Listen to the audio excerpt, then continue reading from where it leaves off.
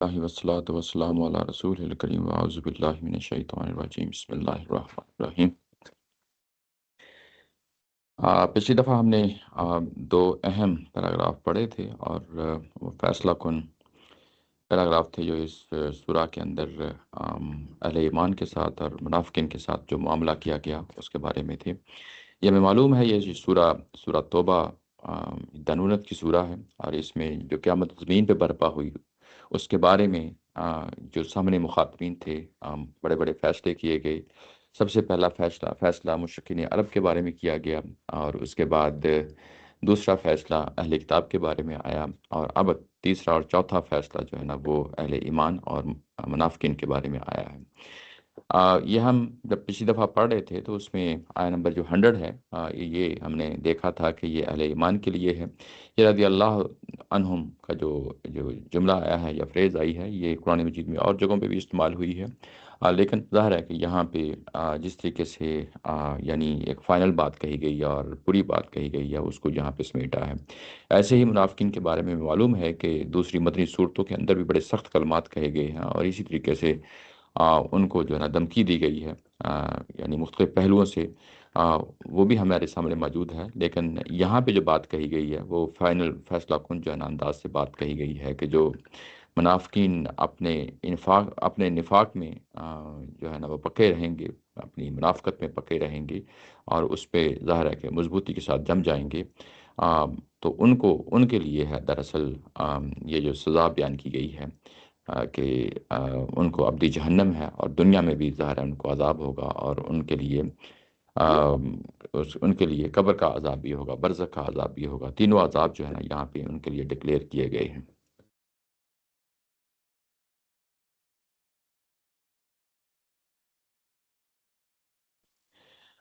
اس کے بعد جو آج کا جو ہمارا سیشن ہے،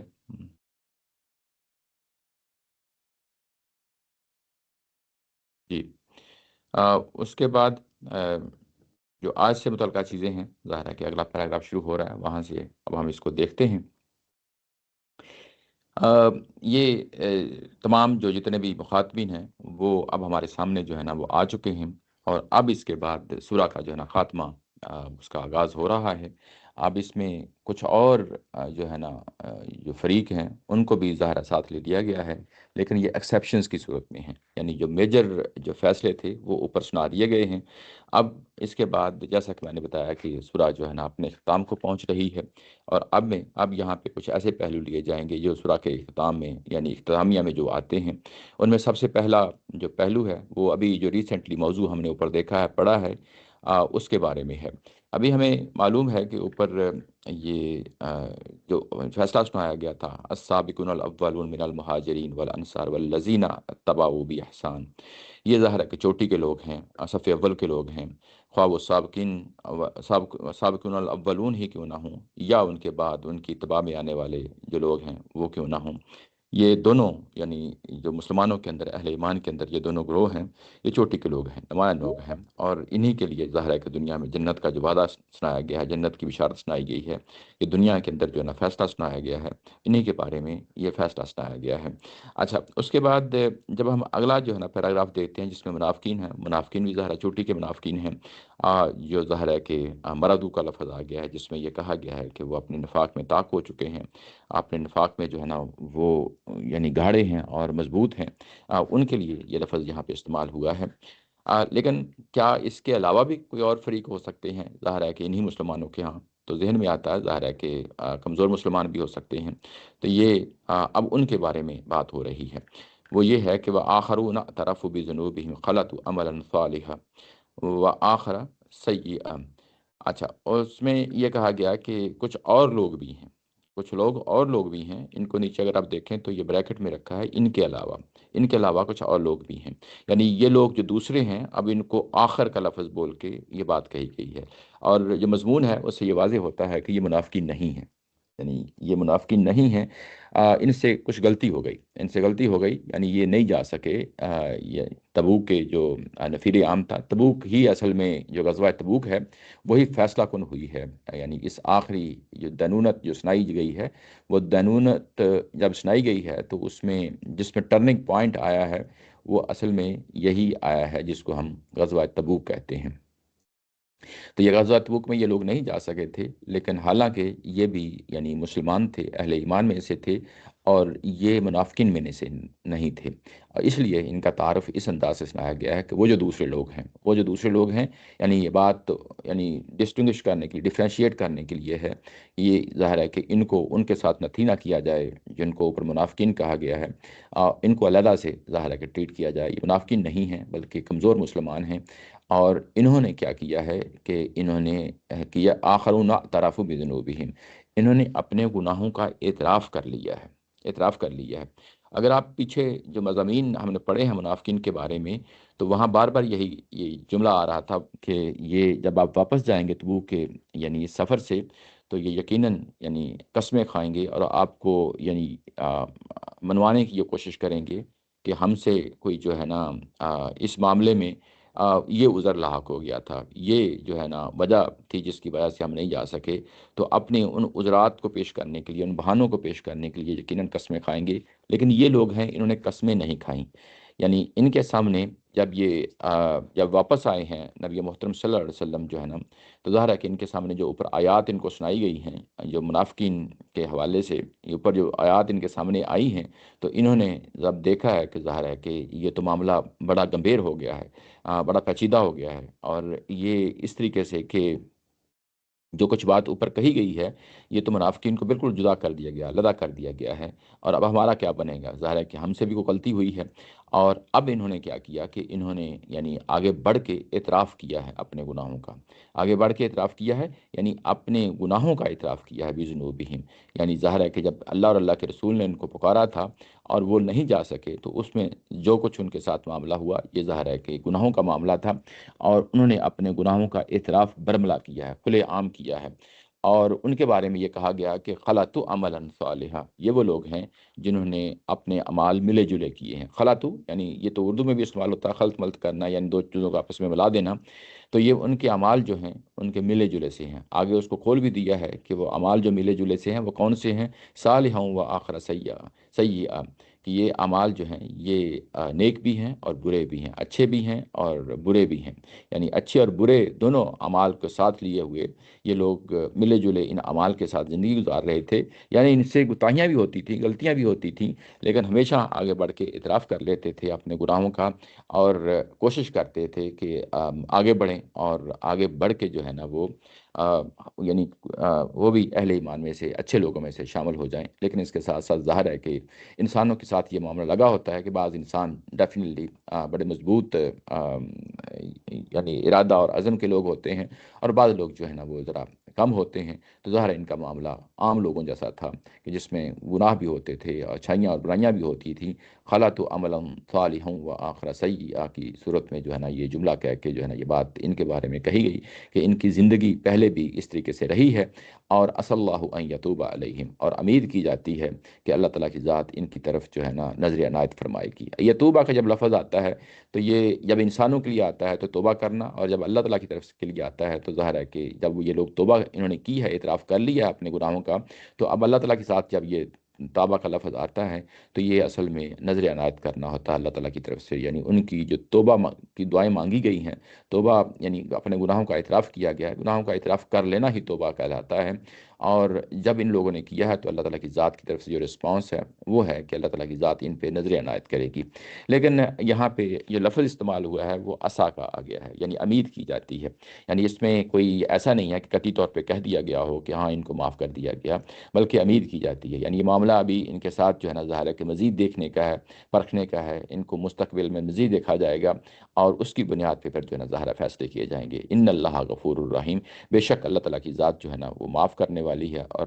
رحیم بھی ہے۔ ساتھ ساتھ اپنی اللہ تعالیٰ کی ذات نے صفات کا بھی حوالہ دے دیا ہے، یعنی یہ اگر لوگ آگے بڑھتے ہیں اور جس طریقے سے یہ آگے بڑھے ہیں، اللہ تعالیٰ کی ذات نے ظاہر ہے کہ ان کو معاف بھی کیا ہے، لیکن ظاہر ہے کہ انہوں نے ابھی کچھ اور معاملات کرنے ہیں جس کی بنیاد پہ اصل اللہ کا جو ہے آ گیا ہے، وہ آگے جو ہے نا وہ اگلی آیت میں آ رہا ہے۔ جب وہ چیز کھل جاتی ہے ہمارے سامنے تو پتہ چل جائے گا کہ اصل اللہ ان یتوب علیہم کا کیا مطلب ہے۔ یعنی یہاں پہ واضح ہو گیا ہے۔ ویسے اگر ہم دیکھیں کہ جو زیادہ تر رجحان ہے اس آیا کے اندر، وہ ظاہر ہے کہ ان کو معافی دینے کا ہے۔ غفور کا لفظ استعمال ہوا ہے، رحیم کا لفظ بھی استعمال ہوا ہے، اور صلی اللہ ان یتوب علیہم کا جو ہے نا یہ بھی ہوا ہے، بلکہ اس کے پیچھے جو ہے نا خلط عمل صالح و آخر سیئہ کا جو ہے نا یعنی یہ الفاظ بھی ظاہر کر رہے ہیں کہ ہر انسان ایک جیسا نہیں ہوتا، یعنی انسانوں میں سے انسان ایسے بھی ہوتے ہیں کہ وہ مضبوط ارادے کے لوگ ہوتے ہیں، وہ بہتر جو ہے نا کارکردگی دکھاتے ہیں، بعض ایسے ہوتے ہیں کہ بس وہ گرتے بھی ہیں، اٹھتے بھی ہیں اور اپنے آپ کو سنبھالتے بھی ہیں، تو یہ اسی طرح کے لوگ ہیں۔ لیکن ظاہر ہے کہ جب ان کو اپنے اس گناہ کا احساس ہو گیا تو انہوں نے برملا اعتراف کیا ہے۔ اصل میں جب آپ انسان اعتراف کرتا ہے اور وہ اسی لیول کا اعتراف کرتا ہے جس لیول کا گناہ ہوا ہے، یعنی جب یہ احساس ہو گیا کہ مجھ سے جو ہے نا ایک بڑا سخت قسم کا گناہ ہو گیا ہے، تو اس کے مقابلے میں جو اس کے اندر اضطراب پیدا ہوتا ہے، بے چینی پیدا ہوتی ہے، وہ اضطراب اور بے چینی وہ اس لیول کی ہوتی ہے کہ اللہ تعالیٰ کی ذات جو ہے نا پھر ظاہر ہے کہ انسان جب لپٹتا ہے اللہ تعالیٰ کی طرف تو اللہ تعالیٰ کی ذات پھر اس کو معاف کر دیتی ہے۔ تو گویا ہے کہ ان کے اندر جو اضطراب پیدا ہوا ہے، جو ان کے اندر بے چینی پیدا ہوئی ہے، یہ اس چیز کا اظہار ہے۔ یہ ہمیں روایتوں سے بھی پتہ چلتا ہے کہ ان میں سے کچھ لوگ جو ہے نا وہ مسجد نبوی میں چلے گئے اور انہوں نے یہ وہاں پہ جو ہے نا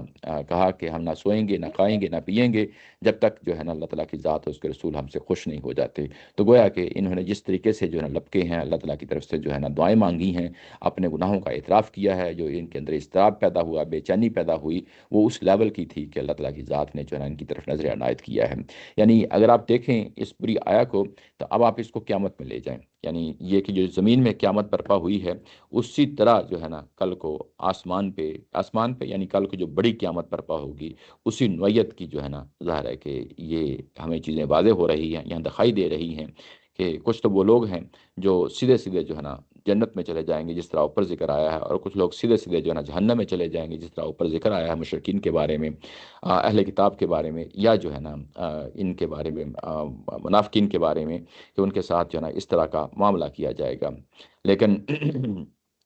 یہاں پہ ہمیں یہ معلوم ہوتا ہے کہ کچھ لوگ ایسے ہیں کہ جن کے ساتھ جو ہے نا اللہ تعالیٰ کی ذات نرمی کا معاملہ کرے گی اور ان کو ویسے ہی جو ہے نا بڑے پیمانے پہ ان لوگوں کو جو ہے نا معاف کر دیا جائے گا اور ان کو معاف کر کے جو ہے نا جنت میں بھیج دیا جائے گا۔ تو یہاں پہ بھی معاملہ اگر آپ دیکھیں تو آپ کے سامنے ہے، آیت نمبر 102 اس چیز کا واضح ثبوت ہے کہ جب زمین پہ قیامت برپا ہوئی ہے تو اس کے لیے عام لوگوں کو جو اس طریقے کے لوگ ہیں ان کے ساتھ کیسا جو ہے نا معاملہ کیا گیا۔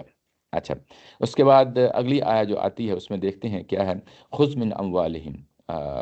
صدقۃ تطہرہم وتزکیہم بہا وصلی علیہم، اور ان سے یعنی ان لوگوں سے جنہوں نے اعتراف کیا ہے اپنے گناہوں کا، ان سے جو ہے نا مال لیجئے، مال اموالہم، ان سے مال لیجئے، کس لیے لیجئے؟ صدقے کے طور پہ جو ہے نا وہ بھی قبول کیجئے، اور یہ صدقہ ان کی تطہیر کرے گا، ان کا تزکیہ کرے گا، تطہرہم وتزکیہم بہا، اس کے ساتھ جو ہے نا ان کا تطہیر کیجئے اور ان کا تزکیہ کیجئے، وصلی علیہم، اور ان کے لیے دعائیں کیجئے، ان صلاتہ کا سکن الہم، بے شک آپ کی دعائیں جو ہے نا ان کے لیے سکینت کا باعث ہوتی ہیں، واللہ سمیع علیم، بے شک اللہ تعالیٰ کی ذات جو ہے سمیع اور علیم ہے۔ اچھا، اب ظاہر ہے کہ ان کو یہ کہا گیا ہے، اور اگلی آیت سے بھی یہ معلوم ہو جائے گا، اس کے بعد آنے والی 104 سے بھی، کہ اپنے جو تم نے اعتراف کیا ہے اب اس کے لیے تمہیں صدقہ دینا ہے، یعنی یہ کہ اللہ کے راستے میں تمہیں اپنا مال جو ہے وہ پیش کرنا ہے، اور یہ مال تمہاری تطہیر اور تمہارے تزکیے کا باعث ہوگا، اور اس کے ساتھ نبی محترم صلی اللہ علیہ وسلم تمہارے لیے دعائیں کریں گے، اور یہ دعائیں یقیناً تمہارے لیے، یعنی یہ تینوں چیزیں مل کے، یعنی یہ صدقہ کرنا ایک طرف تمہاری تطہیر ہوگی، تزکیہ ہوگا، اور اس کے بعد نبی محترم صلی اللہ علیہ وسلم کی جو ہے نا دعائیں، یہ سب مل کے آپ کے لیے سکینت کا جو ہے نا وہ سامان مہیا کریں گی، اور واللہ سمیع علیم، بے شک اللہ تعالیٰ کی ذات جو ہے وہ سننے والی ہے اور دیکھنے والی ہے۔ یہ آپ کے سامنے میں نے ترجمہ کیا ہے، اس کی تفسیر کرنے سے پہلے میں کمپیریزن کر لوں تاکہ چیزوں کو جو ہے نا کمپیئر کرتے ہوئے آگے بڑھیں، دیکھیں کہ یہ چیز کیا ہے۔ اچھا، یہاں پہ اگر آپ دیکھیں تو یہ وہ لوگ ہیں جیسا کہ میں نے بتایا کہ جن کے ملے جلے سے اعمال تھے، اچھے بھی تھے برے بھی تھے، اور ان کو اجازت دے دی گئی ہے کہ وہ صدقہ بھی کر سکتے ہیں اور اس نبی محترم صلی اللہ علیہ وسلم سے دعائیں بھی ذرا وصول کر سکتے ہیں۔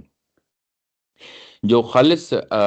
منافق تھے ان کے بارے میں اگر ہم دیکھیں تو پیچھے آیہ نمبر 54 میں یہ کہا گیا تھا کہ کل انفقوا طوعا وکرہا لن یتقبل منکم، تم جو ہے نا وہ اگر تم خرچ بھی کرتے ہو، خوشی سے کرتے ہو یا ناخوشی سے کرتے ہو، تم سے قبول نہیں کیا جائے گا۔ یعنی کن سے؟ یہ منافقین، یہ پکے منافقین ہیں جن سے کوئی جو ہے نا صدقہ، کوئی بھی جو ہے نا اللہ کے راستے میں انفاق فی سبیل اللہ، ان سے قبول نہیں کیا جائے گا۔ یہ بات ہے جو کہی گئی منافقین کو، یہ ہم نے پیچھے دیکھا ہے۔ اچھا، اس کے بعد یہ بات یہیں نہیں رکی، بلکہ دوسری بات یہ کہی گئی کہ نبی محترم صلی اللہ علیہ وسلم جو ہے نا بھلے ان کے لیے جتنا مرضی جو ہے نا استغفار کریں، ان کے لیے جتنی مرضی دعائیں کریں، ان کی نبی محترم صلی اللہ علیہ وسلم کا استغفار بھی ان کے کام نہیں آئے گا۔ اچھا، اس کے بعد 84 میں یہ آیا کہ آپ ان کے لیے جو ہے نا یہاں تک کہ ان کے لیے یعنی نماز جنازہ پڑھنے کی بات ہو رہی ہو، یا اس کے بعد قبر میں جو ہے نا قبر پہ کھڑے ہونے کی بات، دعا کرنے کی بات ہو رہی ہو، وہ بھی قبول نہیں کی جائے گی نبی محترم صلی اللہ علیہ وسلم سے۔ تو یہ ظاہر ہے کہ پیچھے ہم نے منافقین کے بارے میں، جو ٹھیٹ قسم کے منافقین ہیں، ان کے بارے میں یہ ہمیں واضح ہو گیا کہ نہ ان سے جو ہے نا صدقہ قبول کیا جائے گا، اور نہ ہی ظاہر ہے کہ ان کے لیے کوئی دعا جو ہے نا نبی محترم صلی اللہ علیہ وسلم کی، یا جو ہے نا وہ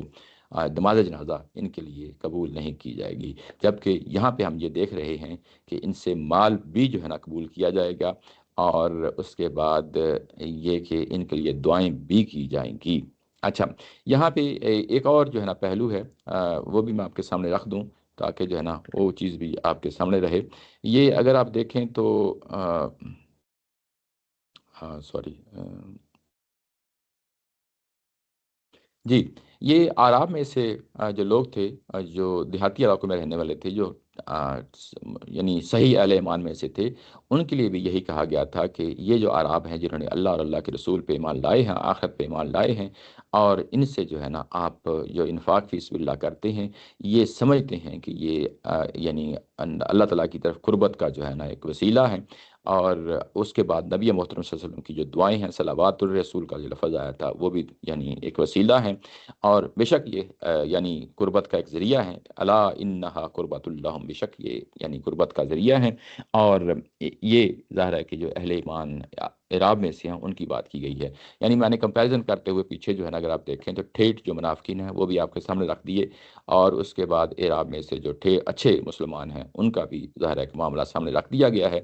اور اس کے بعد جب ہم یہاں 103 میں آتے ہیں تو یہ جو کمزور مسلمان ہیں جن سے یہ غلطی ہوئی ہے اور انہوں نے اعتراف کیا ہے، ان کے بارے میں بھی یہی کہا گیا ہے کہ آپ ان سے ان کا مال لیجئے۔ اچھا، یہ مال کہاں جائے گا؟ یعنی ایک چیز ذہن میں آتی ہے نا، یہ مال کہاں جائے گا؟ یہ ہم پیچھے پڑھ چکے ہیں، صدقہ تن کا جو لفظ آیا ہے، اس کی جمع صدقات ہے، اور یہ پیچھے آئے نمبر اگر آپ دیکھیں تو یہ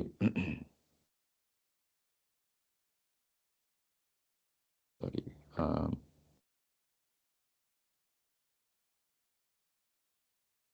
یہ ہے انما الصدقات للفقراء والمساکین۔ تو جب ہم نے یہ آیت پڑھی تھی تو اس وقت ہم نے یہ دیکھا تھا کہ یہ اصل میں جو اس وقت حکومت تھی مسلمانوں کی، جس کی قیادت نبی محترم صلی اللہ علیہ وسلم جو ہے نا فرما رہے تھے، اس وقت جو خزانے کے جو اموال تھے، وہ اس کے بارے میں کہ یہ کہاں کہاں تقسیم ہو رہے ہیں اور کہاں کہاں پہ تقسیم ہونے چاہیے، یہ اس کے بارے میں جو ہے نا یہاں تفصیل ہے، اور یہاں پہ بھی صدقات کا لفظ استعمال ہوا ہے۔ تو یہاں پہ ظاہر ہے کہ پوری سورہ کے اندر صدقہ کا جو مختلف پہلو سامنے آتے ہیں وہ بھی یعنی سامنے رہنے چاہیے۔ تو یہ یعنی جو اس وقت مسلمانوں کا جو بیت المال تھا اس میں جو ہے نا ظاہر ہے کہ جمع ہوں گے، ان سے اموال لیجئے، اور اس کے بعد یہ جو مال لیا جائے گا یہ ان کے کس کام آئے گا؟ یعنی ان سے مال لیا جائے گا، ان کے کس کام آئے گا؟ تو تطہرہم و تزکیہم، یہ ان کا تطہیر کرے گا اور تزکیہ کرے گا۔ یہ جو تطہیر کرنا اور تزکیہ کرنا، یہ ہمارے اردو میں بھی یہ لفظ استعمال ہوتے ہیں۔ یہ دو لفظ ہیں اور دونوں کو یہاں پہ استعمال کر دیا گیا ہے۔ تو یہ یعنی تطہیر کا جب لفظ آتا ہے تو یہ چیز ذہن میں رہے کہ جو خاص طور پہ منفی چیزیں ہوتی ہیں ان کے بارے میں یہ لفظ آتا ہے۔ یعنی منفی چیزیں کیا ہے؟ منفی چیزیں یہ کہ باطن کے اندر کچھ خرابیاں ہیں اخلاقی طور پہ، اور اللہ تعالیٰ کی ذات پہ ایمان کے حوالے سے کچھ خرابیاں ہیں، یا جو ہے نا شریعت آپ کے اندر مضبوط نہیں ہوئی ہے اس کے بارے میں کچھ خرابیاں ہیں، تو یہ ان خرابیوں کو رفع کرے گی، ان کو دور کرے گی، یعنی ظاہری اور باطنی۔ باطنی آپ کے سامنے رکھ دیا ہے، باطنی سے مراد یہی کہ اخلاقیات ہیں، ایمانیات ہیں، یعنی اس پہلو سے آپ کو مضبوط اندر سے کریں گی۔ اور خارجی ظاہر ہے کہ ہمیں معلوم ہے کہ خارج میں بھی ظاہر ہے کہ ہمارے کو غلاظتیں لگ جاتی ہیں، یا ہمارے جسم کے اوپر کوئی ایسی چیزیں ہوتی ہیں، ان کو بھی ہم نے جو ہے تطہیر کرتے ہیں، جیسے کہ جو ہے نا زیر بازو کے بال ہوتے ہیں، زیر ناف کے بال ہوتے ہیں، ناخن ہوتے ہیں، بال آپ کے ہوتے ہیں، اور نہانا وغیرہ، غسل وغیرہ، یہ ساری چیزیں ظاہر ہے کہ ظاہری طور پہ جو کسی نہ کسی پہلو سے جو ہے نا یہ نجاستیں ہوتی ہیں، ناپاکیاں ہوتی ہیں، ان کو، یا اس کے علاوہ یعنی اور بھی یعنی جسمانی طور پہ انسان کے ساتھ جو ہے نا چیزیں لاحق ہوتی ہیں، تو ان کو جو ہے نا جب یہ رفع کیا جاتا ہے تو اس کے لیے لفظ تطہیر کہا آتا ہے۔ یعنی یہ منفی پہلو ہوتے ہیں، خواہ وہ ظاہری ہوں یا باطنی ہوں، اس کو جب آپ جو ہے نا ریموو کرتے ہیں، ختم کرتے ہیں، اور اپنے اندر یعنی پاکیزگی لاتے ہیں، تو یہ تطہیر کا جو پہلو ہے یہ اس لیے استعمال ہوتا ہے۔ یعنی یہ دونوں لفظ آگے ہیں، اس لیے میں دونوں کو فرق کر رہا ہوں۔ تزکیہ، جس کا ہم تزکیہ کہتے ہیں، وہ بھی دراصل یہی چیز ہوتی ہے، لیکن اس کے اندر ایک چیز اضافی ہوتی ہے۔ وہ اضافی چیز یہ ہوتی ہے کہ پازیٹیولی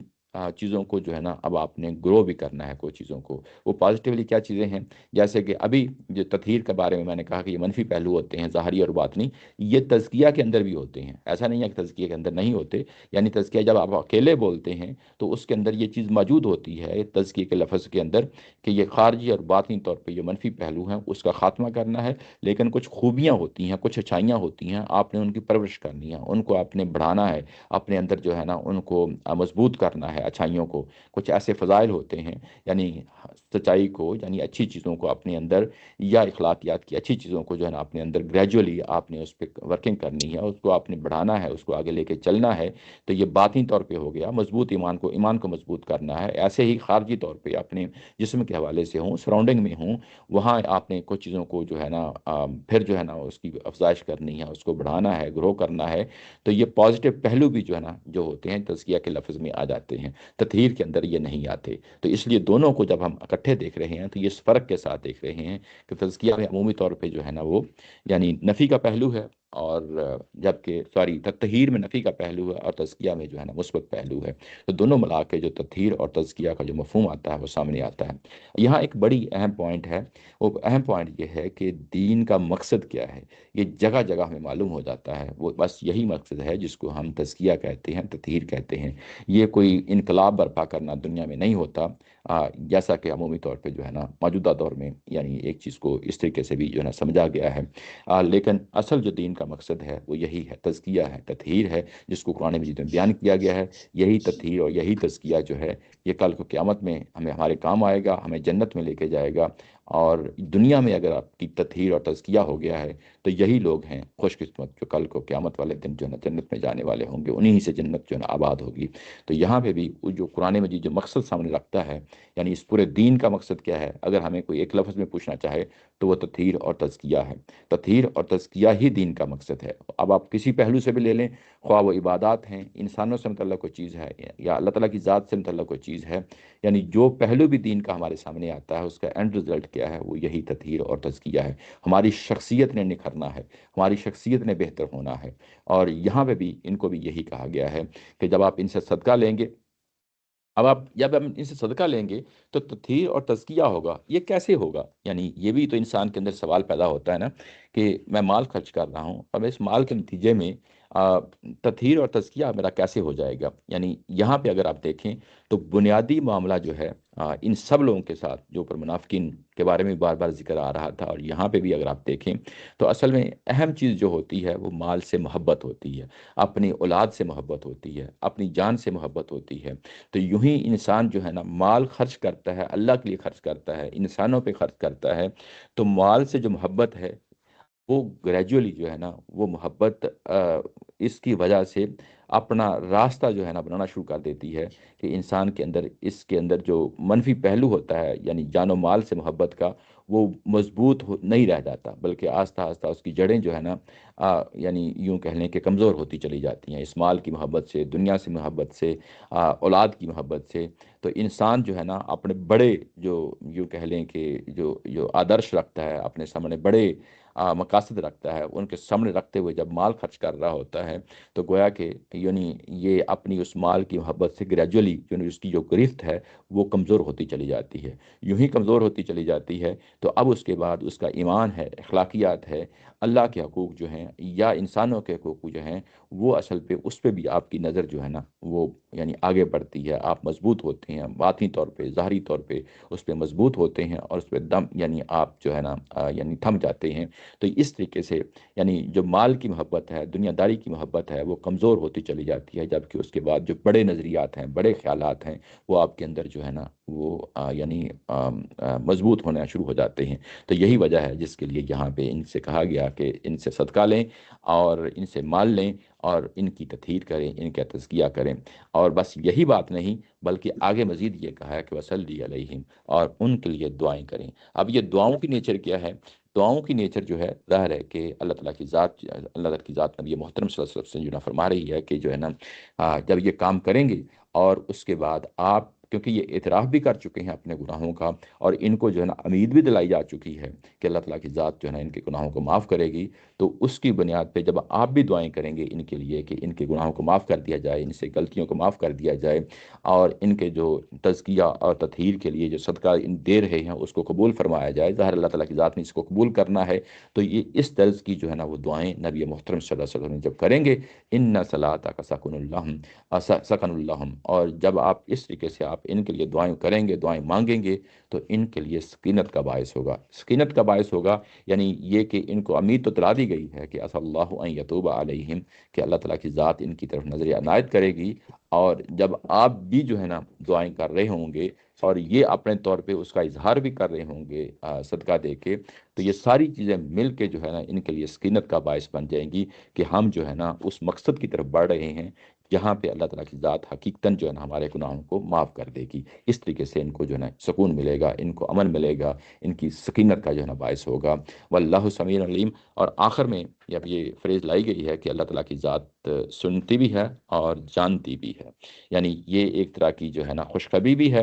اور ایک طرح کی تنبیہ بھی ہے۔ خوشخبری اس لیے کہ جب یہ لوگ جو ہے نا صدقہ دیں گے اور اس کے بعد اپنے خارج سے اور باطن سے جو ہے اس چیز کا اظہار کریں گے، اور نبی محترم صلی اللہ علیہ وسلم جو ہے دعائیں بھی مانگیں گے، اور یہ یقیناً جو ہے نا پیچھے ان اللہ غفور الرحیم بھی کہہ دیا گیا ہے، اور دونوں سمیع علیم بھی کہہ دیا گیا ہے، تو یقیناً اللہ تعالیٰ کی ذات جو ہے نا ان کی دعاؤں کو بھی سنے گی اور ان کے اعمال کو بھی دیکھے گی، ان کے اعمال کو دیکھتے ہوئے ظاہر علیم ہے، اور ان کے دلوں کے اندر جھانک کے دیکھے گی کیا یہ واقعی اس قابل ہو گئے ہیں کہ جس کی بنیاد پہ ان کو بخش دیا جائے، ان کو معاف کر دیا جائے۔ تو یہ ظاہر ہے کہ ابھی ان کے لیے ایک یعنی ڈیوریشن رکھی گئی ہے جس میں انہوں نے اپنے آپ کو ثابت کرنا ہے، اور ثابت کر کے جو ہے نا اس پوزیشن میں آنا ہے کہ جس میں واقعی یعنی یہ معاف کر دیا جاتا ہے ان کو، اللہ کی رحمت ان کو جو ہے نا سنبھال لے گی، اللہ کی مغفرت جو ہے نا ان کے اوپر سایہ کر دے گی، سایہ فگن ہو جائے گی، اور اس کے بعد یہ ساری چیزیں جو ہے نا آپ کے سامنے جو آئی ہیں واضح طور پہ اس طریقے سے ہو جائیں گی۔ اچھا، یہاں پہ ایک اور پہلو ہے کہ یہاں پہ اللہ تعالیٰ کی طرف سے کہا گیا ہے کہ وصلی علیہم، یعنی یہ نبی محترم صلی اللہ علیہ وسلم کا کوئی اپنا انیشیٹو نہیں ہے، یعنی اللہ تعالیٰ کی ذات کہہ رہی ہیں کہ آپ ان کے لیے دعائیں کریں۔ یہ ایک بہت امپورٹنٹ پہلو ہے۔ یہ کیا پہلو ہے؟ یہ وہی لفظ ہے جس کو ہم صلات کہتے ہیں، نماز کے لیے، نماز جنازہ کے لیے بھی یہی لفظ استعمال کر لیتے ہیں، دعاؤں کے لیے بھی یہی لفظ استعمال کر لیتے ہیں، یعنی یہی لفظ ہے جو ہر جگہ جو ہے نا استعمال ہو جاتا ہے، وصلی علیہم، اور اسی کو ہم درود بھی کہتے ہیں۔ جب ہم نبی محترم صلی اللہ علیہ وسلم کے لیے دعا کر رہے ہوتے ہیں، اس کا معنی دعا ہی ہوتا ہے۔ ہم اس کو جب درود کا لفظ بولتے ہیں تو ظاہر ہے کہ یہ فارسی زبان سے آیا ہے، تو ہم اس کو بیسیکلی ایک علیحدہ سے کیٹیگری بنا دیتے ہیں، اپنی اصل میں یہ بھی دعا ہی ہے۔ وصلی علیہم یعنی نبی محترم صلی اللہ علیہ وسلم جو ہے نا اب دوسرے انسانوں کے لیے دعا کریں گے، دوسرے انسانوں کے لیے دعا کریں گے۔ یہ وہی تصور ہے جس کو ہم شفاعت کا یا سفارش کا تصور کہتے ہیں، یعنی اللہ ہی کے اذن سے دنیا میں بھی انسانوں کی اگر شفاعت ہوئی ہے تو اللہ ہی کے اذن سے ہوگی، کل کو قیامت والے دن بھی اگر کوئی شفاعت ہوگی تو اصل میں اللہ ہی کے اذن سے ہوگی، اللہ ہی کے اذن سے نبی محترم صلی اللہ علیہ وسلم کو جو ہے نا کہا جائے گا کہ آپ ان کے لیے جو ہے نا سفارش کریں، آپ ان کے لیے جو ہے نا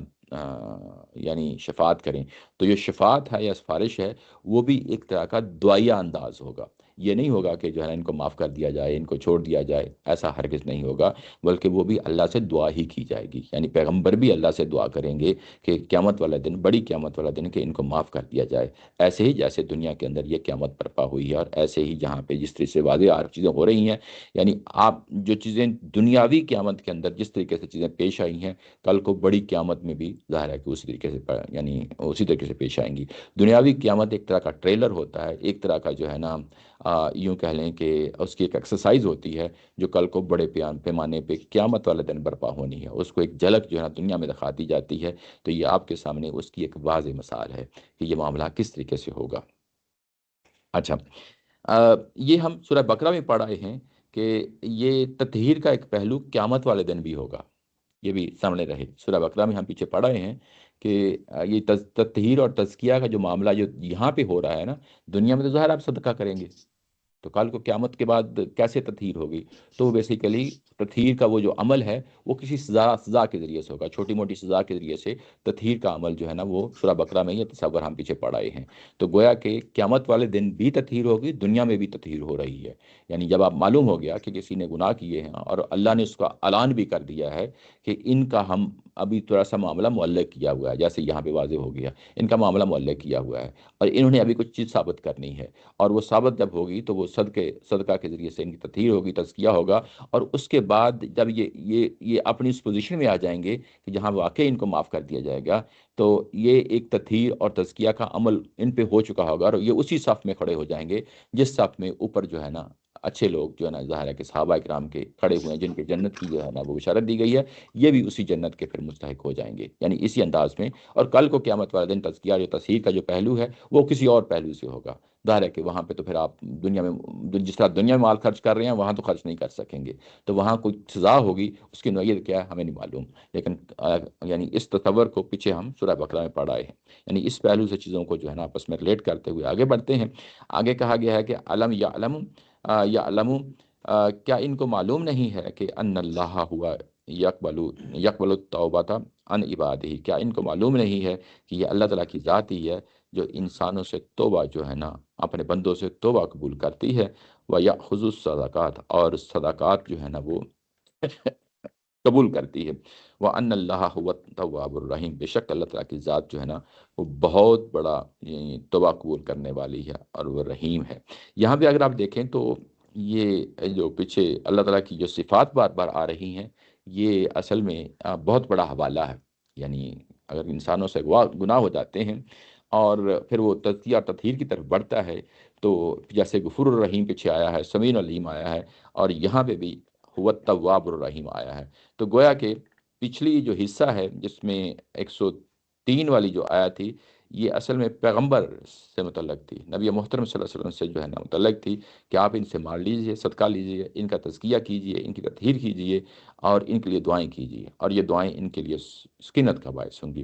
اچھا، اب یہ جو اگلی آیا ہے، آیا نمبر 104 جو ہے، یہ اصل میں براہ راست ان کو مخاطب کر رہی ہے، یعنی کن کو؟ یعنی جن کے اعمال پیچھے ملے جلے سے تھے ان سے مخاطب کر رہی ہے، اور ان سے مخاطب ہو کے یہ کہہ رہی ہے کہ تمہیں معلوم ہونا چاہیے کہ اللہ تعالیٰ کی ذات یقیناً توبہ قبول کرتی ہے، تم آگے بڑھو اور اپنے یعنی توبہ جو ہے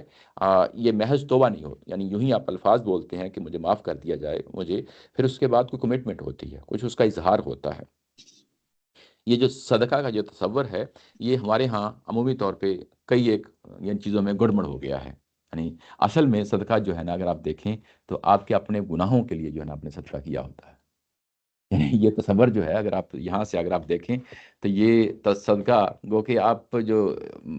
زکوٰۃ دیتے ہیں وہ تو فرض ہے، وہ تو ظاہر ہے کہ آپ کی ذمہ داری کا بیان ہے، وہ تو آپ نے لازمی طور پہ دینی ہے۔ آپ سے کوئی گناہ ہو جاتا ہے، آپ سے گناہ ہو جاتا ہے، اب آپ اس سے چھٹکارا حاصل کرنا چاہتے ہیں، تو محض زبانی کلامی نہیں ہوگا، کچھ ظاہر ہے کہ اس کے بعد کچھ کرنا پڑے گا، آپ کی اپنی طرف سے بھی آپ نے کچھ کرنا ہے، تو یہاں سے میں معلوم ہوا کہ یہ اصل میں بیسیکلی جو اس طرح کا جو معاملہ ہوتا ہے اس میں پھر جو ہے نا مال دے کے ہی جو ہے نا وہ गुनाह की जो है ना बख्शिश होती है। तो ये कोशिश यही करनी चाहिए कि अगर इस तरीके से इंसानों से गलतियाँ होती हैं, कोताहियाँ होती हैं, उसका कोई ना कोई जो है ना पहलू सामने रहे। कहीं अल्लाह की इबादत मज़ीद कर ली जाए, नवाफिल पढ़ लिए जाएँ, या कोई और नेकी का काम इंसानों के जो है ना कोई उनकी फलाह व बहबूद के लिए जो है ना कोई काम कर लिया जाए, कोई सदका दे दिया जाए, कोई खैरात दे दी जाए,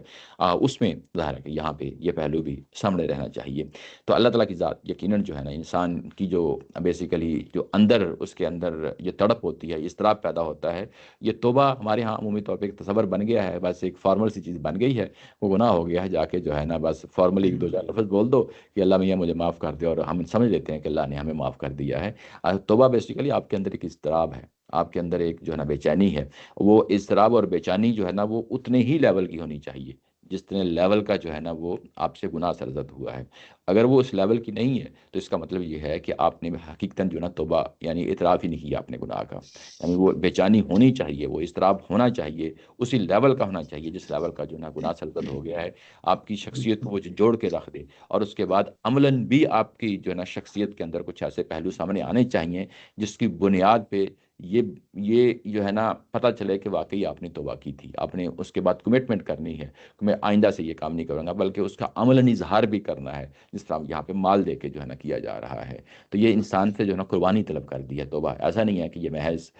रस्मन जो है ना आपने मुँह से कुछ कह दिया, नहीं, बल्कि जो है ना ये आपसे आपसी शख्सियत से कुर्बानी माँगती है तौबा, और आपसे माल से जो है ना यानी कुर्बानी माँगती है। और ये इंसान ने अपने यानी इस अमल से ज़ाहिर करना होता है कि मेरी तौबा किस कदर जो है ना वो मज़बूत है, और उसकी बुनियाद पे ये सारी चीज़ें जो है ना ज़ाहिर है कि इंसान को देखनी चाहिए। जिस तरीके से कुरान मजीद चीज़ें पेश कर रहा था उसको उसी एंगल से देखने की कोशिश करनी चाहिए, और अल्लाह ताला की ज़ात जो है ना फिर वो तौबा भी कबूल करती है। जिस तरह ये कहा गया है कि यानी ऐसा नहीं है कि अल्लाह ताला की जो है ना जिस तरह इंसानों के जज्बात हैं तो अल्लाह ताला की ज़ात उन जज्बात का एहतराम करेगी, और उनको जो है ना उसी तरीके से जो है ना रिएक्ट करेगी जिस तरीके से इंसानों के एहसासात जज्बात हैं, और जिस तरीके से इंसानियत कुर्बानियाँ दे रहे हैं। और उसके बाद ऐसा नहीं होगा कि अल्लाह ताला की ज़ात से मस ना हो, बल्कि उस तौबा को कबूल करेगी। यानी उस लेवल की अगर आपने तौबा की है तो उसको तौबा को कबूल करेगी। अन इबाद ही, ये लफ्ज़ इबाद आ गया है, यानी बंदे ही हैं, बंदों से गलतियाँ होती है, बंदों की जो है ना उसकी जो प्रोग्रामिंग हुई है, यानी उसकी फितरत के अंदर जो चीज़ें रखी हैं वो ऐसे ही है।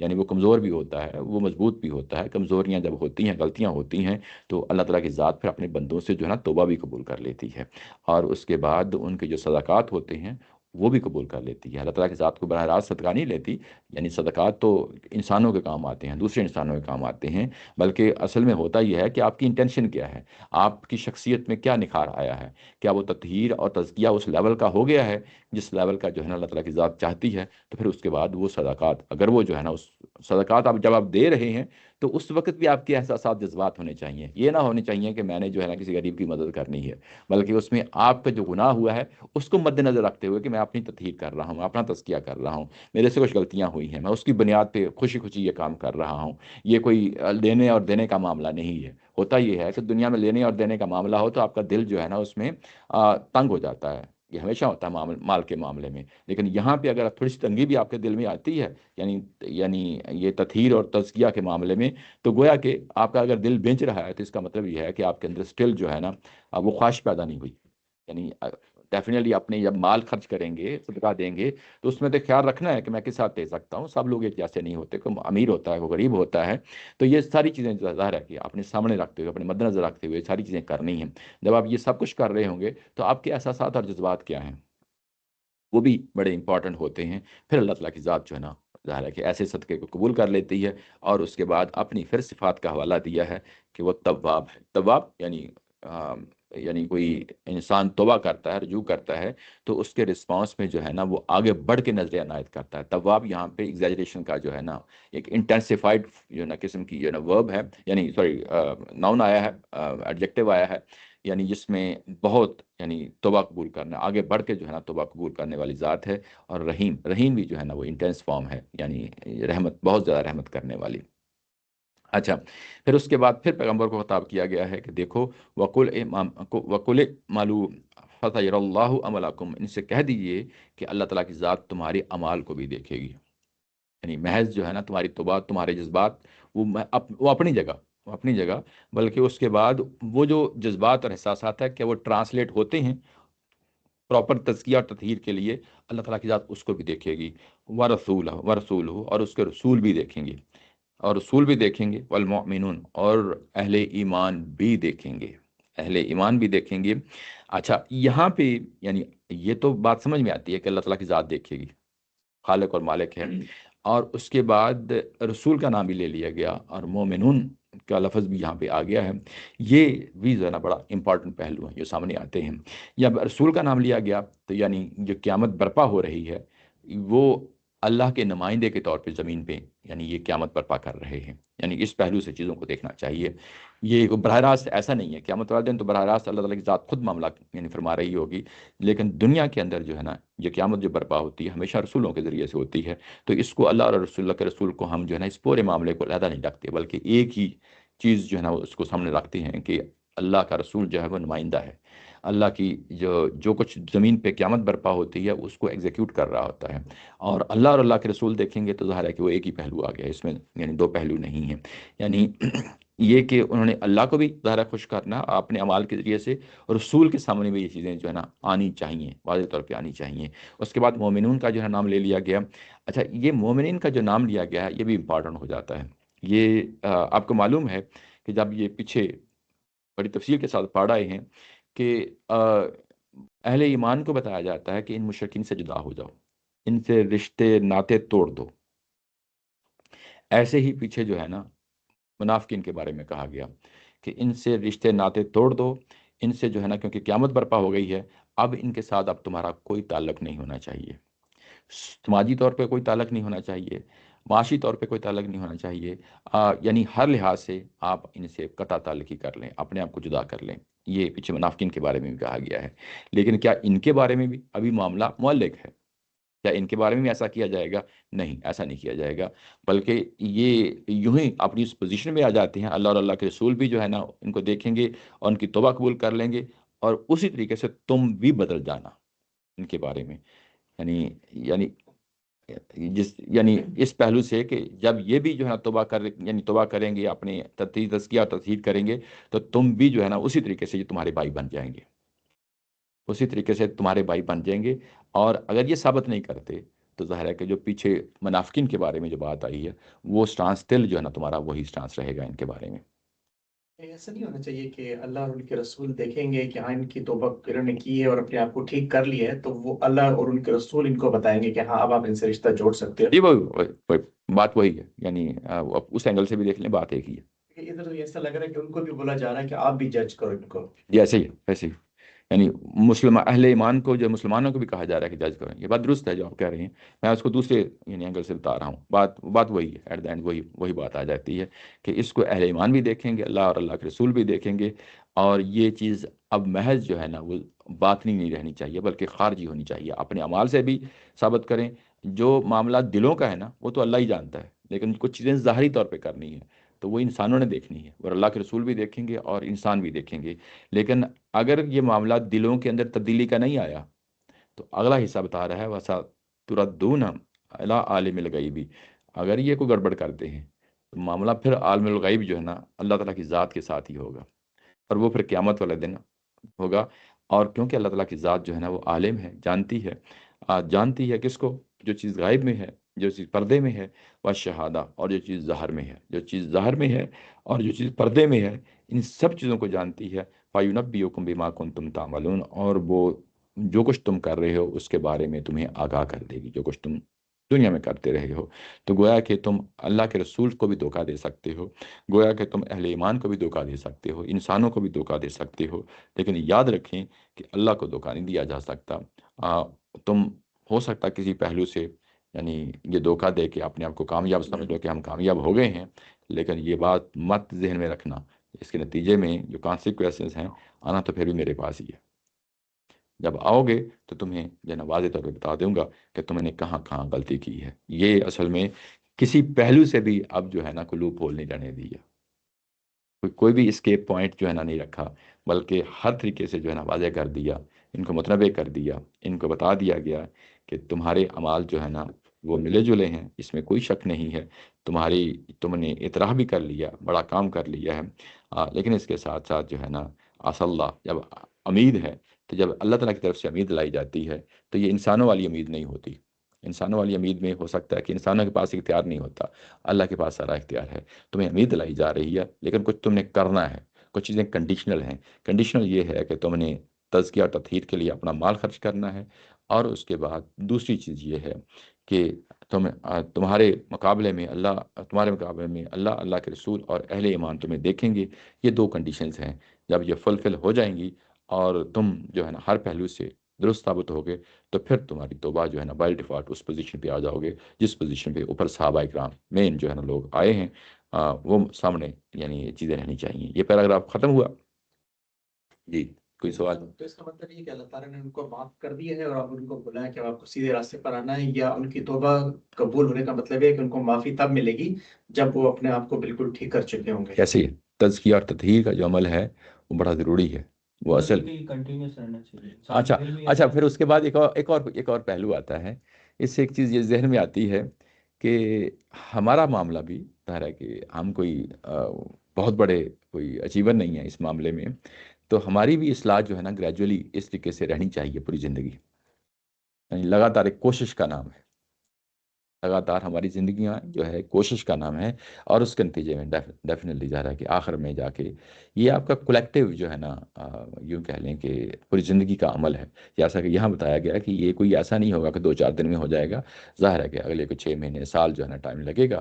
پتہ نہیں کتنا ٹائم لگے گا، جس میں جو ہے نا یہ ان کو دیکھا جائے گا، اور اس کے بعد اس پوزیشن میں آئیں گے کہ جس میں یہ بھی جنت کے مستحق ہو جائیں گے۔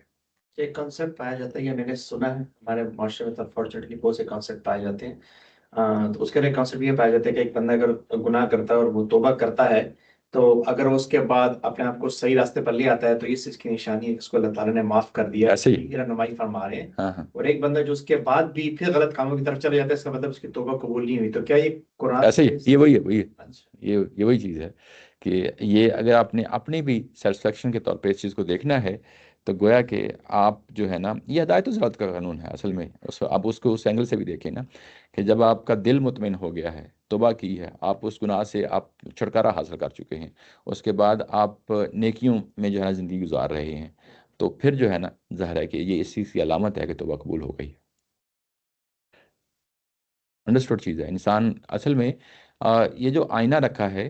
یہ تو بظاہر لگ رہا ہے کہ کچھ آئینہ باہر پڑا ہوا ہے، لوگ دیکھیں گے، اللہ کے رسول دیکھیں گے، آپ نے صدقات دینے ہیں، وہ بھی ظاہر ہے کہ بیت المال میں جائیں گے، یہ چیزیں آئینہ باہر پڑا ہوا ہے، ایک آپ کا آئینہ آپ کے اندر پڑا ہوا ہے۔ میری بات سمجھ رہے ہیں نا آپ؟ اس وقت تو اللہ اور اللہ کے رسول موجود تھے، وہ تو تبصرہ کر سکتے تھے کہ یہ واقعی کامیاب ہو گئے ہیں، لیکن آج ہمیں کو بتانے والا نہیں ہے، تو وہ آئینہ جو باہر پڑا ہے وہ تو موجود نہیں ہے، بات سمجھ رہے ہیں نا؟ اب آئینہ ہمارے اندر موجود ہے، وہ آئینہ ہمیں بتا دے گا کہ ہم کہاں کھڑے ہیں، تو یہ درست بات ہے، کوئی اس میں کوئی غلط بات نہیں ہے، ٹھیک کہہ رہی ہیں؟ اچھا، اس کے بعد اگلا جو ہے نا پیراگراف شروع ہوتا ہے، وہ ایک ہی آیا کا ہے، آیا نمبر 106 ہے۔ آیا نمبر 106 جو ہے نا یہ کہہ رہی ہے وہ آخرون، یہاں پہ بھی وہ آخرون کا لفظ آ گیا ہے، مرجون لامر اللہ، اس طرح کچھ دوسرے لوگ بھی ہیں، جس طرح اوپر آخرون کا لفظ آیا تھا نا، اس طرح یہاں پہ کہا گیا کہ کچھ اور لوگ بھی ہیں، یعنی معاملہ بس یہی نہیں ہے، انہی پہ ختم نہیں ہو جاتا، بلکہ کچھ اور لوگ بھی ہیں، اور لوگ بھی ہیں جن کا معاملہ مؤخر کر دیا گیا ہے، مرجونا، جن کا معاملہ مؤخر کر دیا گیا ہے، تاخیر کر دی گئی ہے ان کے معاملے میں، لامر اللہ، اللہ کا اگلا حکم آنے تک، اللہ کا جو ہے نا خدا کے فیصلے تک ٹھہرا ہوا یہ حکم ہے، وہ معاملہ ان کے ساتھ کر دیا گیا ہے۔ یہ جو لفظ ہے مرجونا، یہ رجا، امید و رجا کا لفظ آپ نے اردو میں پڑھا ہوگا، یہ وہی لفظ ہے۔ رجا کا مطلب ہوتا ہے کہ یعنی جس میں خوف ہو، اندیشہ ہو، اور امید بھی ہو کہ کل کو معاملہ درست ہو جائے گا، اور یہ خوف بھی ہو کہ ہو سکتا ہے نہ بھی ہو، تو اس کو ہم رجا کہتے ہیں۔ تو رجا یعنی ایک معاملہ، یعنی جس میں امید بھی ہو، خوف بھی ہو، اندیشہ بھی ہو، اور وہ اس معاملے کا ہم لٹکا ہوا معاملہ کہتے ہیں۔ تو یہاں پہ بھی مرجونا یعنی اسی طریقے سے یہ لٹکا ہوا معاملہ ہے۔ کس لیے لٹکا ہوا معاملہ ہے؟ کہ اللہ کا فیصلہ ابھی ان کے بارے میں آنا ہے، اور وہ آگے کہہ دیا گیا ہے اما یعذبہم و اما یتوب علیہم، اللہ تعالیٰ کی ذات ان کے ساتھ ان کو عذاب دینا ہے، یا ان کی توبہ قبول کرنی ہے، یا نظر عنایت کرنی ہے،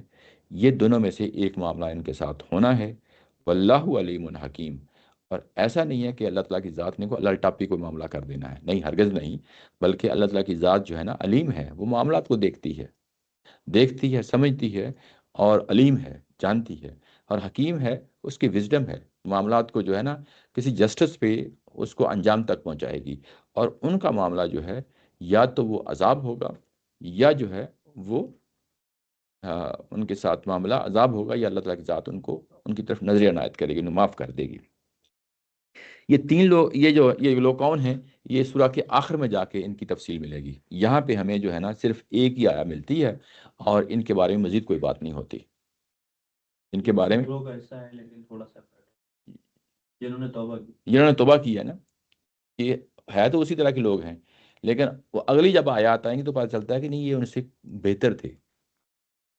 جو پچھلے ابھی ہم نے پڑھا نا، خلا تو یعنی ملے جلے سے اعمال ہیں، اچھے بھی کیے ہیں برے ہیں، وہ عام لوگ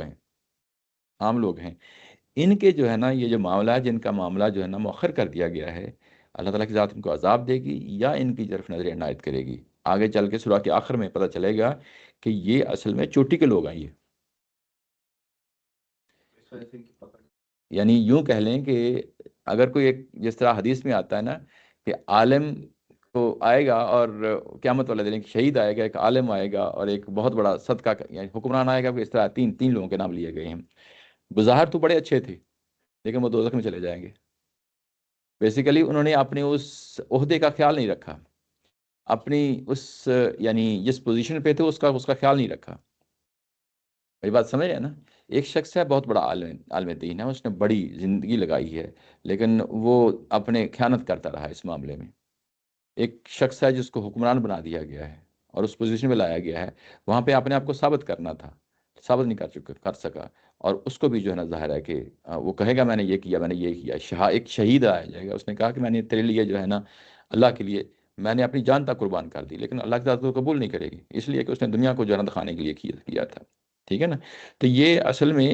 آپ جس پوزیشن پہ ہوتے ہیں وہ بڑی نمایاں پوزیشن ہوتی ہے۔ اس کے بارے میں کہ ان کو جو معاملہ مؤخر کیا گیا ہے، معلق کیا گیا ہے، ان کے یہ بارے میں یہ کہا گیا ہے کہ کیا ان کو یعنی یہ عذاب دے گا یا ان کی جو ہے توبہ قبول کرے گا۔ یہ روایتوں سے معلوم ہوتا ہے کہ تین نام ہیں، اور یہ چوٹی کے صحابہ ہیں۔ ان کا نام ہے کعب بن مالک نمبر ایک، حلال بن امیہ، اور مرارہ بن ربی، یہ یعنی روایتوں میں جو آتا ہے۔ اچھا، ان کے بارے میں معاملہ یہ ہو گیا تھا کہ ان سے سوشل بائیکاٹ کیا گیا ہے۔ یہ یعنی جو روایت ہیں، اگر پڑھنی ہے تو یہ تفہیم القرآن میں جو ہے نا پوری اکٹھی کر دی گئی ہیں، تفصیل کے ساتھ جو ہے نا وہاں دیکھی جا سکتی ہیں۔ ان کی اولادوں نے یہاں تک جو ہے نا جب یہ آیت اتری ہے تو انہوں کی اولادوں نے چھوڑ دیا ان کو، ان کی بیویوں نے ان کو چھوڑ دیا، اور یہاں تک بھی جو ہے نا روایتوں میں بیان کیا گیا ہے کہ جب نبی محترم صلی اللہ علیہ وسلم نماز پڑھتے تھے، اسلام پھیرتے تھے، تو ان پہ نظر پڑتی تھی، ان پہ نظر پڑتی تھی، ان کو دیکھتے رہتے تھے، لیکن یوں ہی جو ہے نا وہ لوگ بھی جب یہ نظر پڑتی نبی محترم صلی اللہ علیہ وسلم کی طرف یعنی نظر پڑتی، تو آپ صلی اللہ علیہ وسلم جو ہے نا اپنی نظر پھیر لیا کرتے تھے، یعنی خود تو دیکھ رہے ہیں لیکن یوں ہی ان کی نظر پڑی تو نظر پھیر لی۔ تو یہ یعنی ان کے ساتھ ایک سوشل بائیکاٹ کیا گیا ہے، ان تینوں لوگوں کے ساتھ ایک طرح کا سماجی جو ہے نا، یعنی زمین کے اندر جسے کہتے ہیں نا کہ کل کو قیامت والے دن تزکیہ ہوگا، تطہیر ہوگی، تو ان کا سوشل بائیکاٹ سے جو ہے نا تزکیہ اور تطہیر کی گئی ہے۔ اور یہ معاملہ میرے خیال 50 دن تک جاری رہا ہے، جو روایات میں آتا ہے 50 دن تک جاری و ساری رہتا ہے۔ تو اس کے بعد جو ہے نا وہ یہ آیات اتری ہیں جو آگے سورہ کے آخر میں آئیں گی، تو اس سے پتہ چلتا ہے کہ یہ لوگ کس چوٹی کے لوگ تھے۔ اس پہ امینہ حسن اسلائی صاحب نے جو ہے نا یہ غالباً جو ہے نا غالباً کہہ کے، یعنی ایسا نہیں ہے کہ اس کی کیا وجہ ہوئی کہ وہ چوٹی کے لوگ تھے اور ان کے ساتھ معاملہ اتنا سخت کیا گیا، معاملہ سخت کیا گیا نا، تو اس کی پھر گئے 3 وجوہات بیان کی ہیں،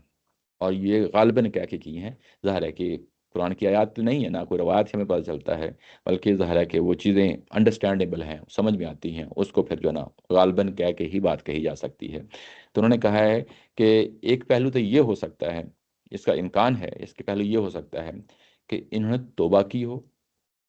اور توبہ کے لیے جو اضطراب اور بے چینی پیدا ہونی چاہیے، جیسے پچھلی آیت میں پڑھا ہے، وہ پیدا نہیں ہو سکی۔ یہ ایک پہلو ہے، یہ امکان ہے، یعنی امکاناً بات ہو رہی ہے، ایسا نہیں ہے کہ جو ہے نا